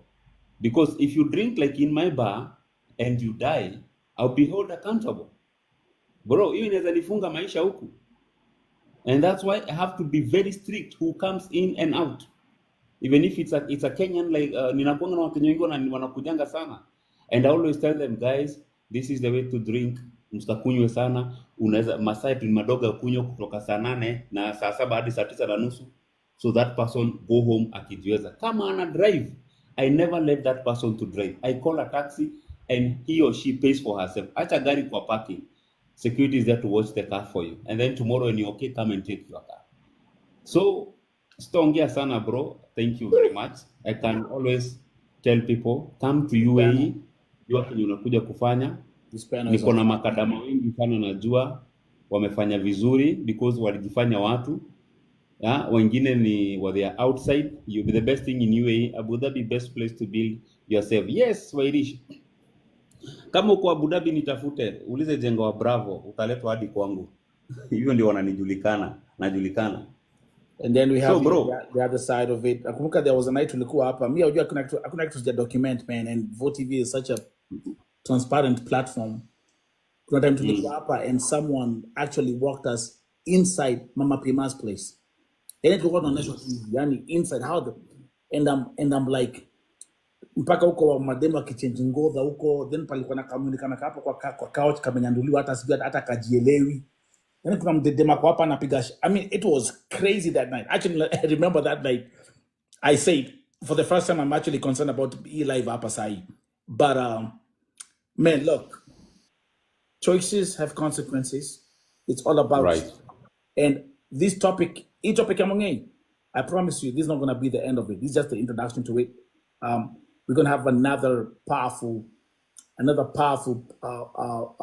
panel tomorrow about this topic, because trust me, Jenga, and everyone who's watching here, between now and morning, my inbox itakuwa na more information about what happened or what's happening with John Njuguna story. So we'll come here, we'll convene here, and thank you everybody. What time do you start the live? Huh? What time do you start your lives? Man, I don't have a plan. But the problem is, but not the problem. But also don't forget that we are live streaming 24/7 on TikTok. So even when I'm not live, we have our episodes that live stream 24/7. 24/7 I'm on TikTok. Very good. So hata kama hii session ya leo sahi, people will have an opportunity to watch it, but we never have. So it will be live streaming continuously. So 24/7, we are streaming. Okay. And man, are you guys are you loving this conversation? Y'all loving it? Y'all loving it, boys? Ladies. Thank you, Jenga. Thank you. I think nitashuka. Anybody who like me to help them, I'm always available. Yeah. Na ukikuja job, I'll be there to let you know what's going around, what you want. Ukitembea bro, UAE Abu Dhabi, look for me. Okay. If at all I'll be live, utakuwa live kidogo kesho or the next day, I'll go live. I'll show you the place I work. Okay. It's a cozy place. It's a place that anybody can come and enjoy. Okay, that's nice. Maybe it's, people are watching this live, and kuna wengi pia kwa Dubai, they come to VoTV and they are crying for help. So Right. That's an amazing thing to know. Zipporah Haina John. wasi. Hey, Mrema imeguzwa. How you doing? Hello. Hi. Hi, habari zenu? Nzuri. Yeah. Uko side gani? So, mimi niko saidi za Qatar. Wow. Nice. Na nimekaa karibu 7 years. Okay. But kitu yenye naweza sema hivi, vijana wengi wenye wanatoka Kenya kufanya kazi, mtu haelewi kenye imemleta huko. In fact, kitu ya kwanza mtu akishashika pesa anakumbuka raha. Na unakumbuka hii ni nchi ya wenyewe. Anything inaweza kukuapenia pale, itakuwa ni shida kubwa sana. So mi ningependa kuambia vijana, hata kwa wanawake, juu hata mi nimeona ni wengi wamepotea. Ni wengi wamepotea, ni wengi wamewawa, wengine wamekufa kwa hizi pombe. Mtu anaingilia pombe, akumbuki ni kukula. Anaona uchungu kununua chakula, lakini urahisi ni heri ya kunywe. Wow. So ningeomba hao vijana wetu au madada zetu wenye ambao wanaenda nchi za nje, mtu akuwe careful, apende mwili yake na ajipende yeye mwenyewe kwanza, ndio before ufikirie kufanya kitu ukumbuke uko na watu umewaacha nyuma. Kwa sababu kwa saizi ukisema ni kuanza kuwekelea pombe, tukatai pombe iko na madhara na iko na starehe zake. Na pombe si eti kisemekana ukunywe pombe, unakunywa ile kiasi ya kukumaliza. In fact kwanza wakati saa hii iko joto hivi, pombe inakumaliza juu hujazoea hiyo joto. Jerry, you know we're not talking about just regular pombe hapa. This is actually mongei, what people are drinking. The cheapest of the cheapest. Ile kama unakunywa, I mean you're drinking poison, literally. Mhm. You get that part, right? I mean, Yes. Yes.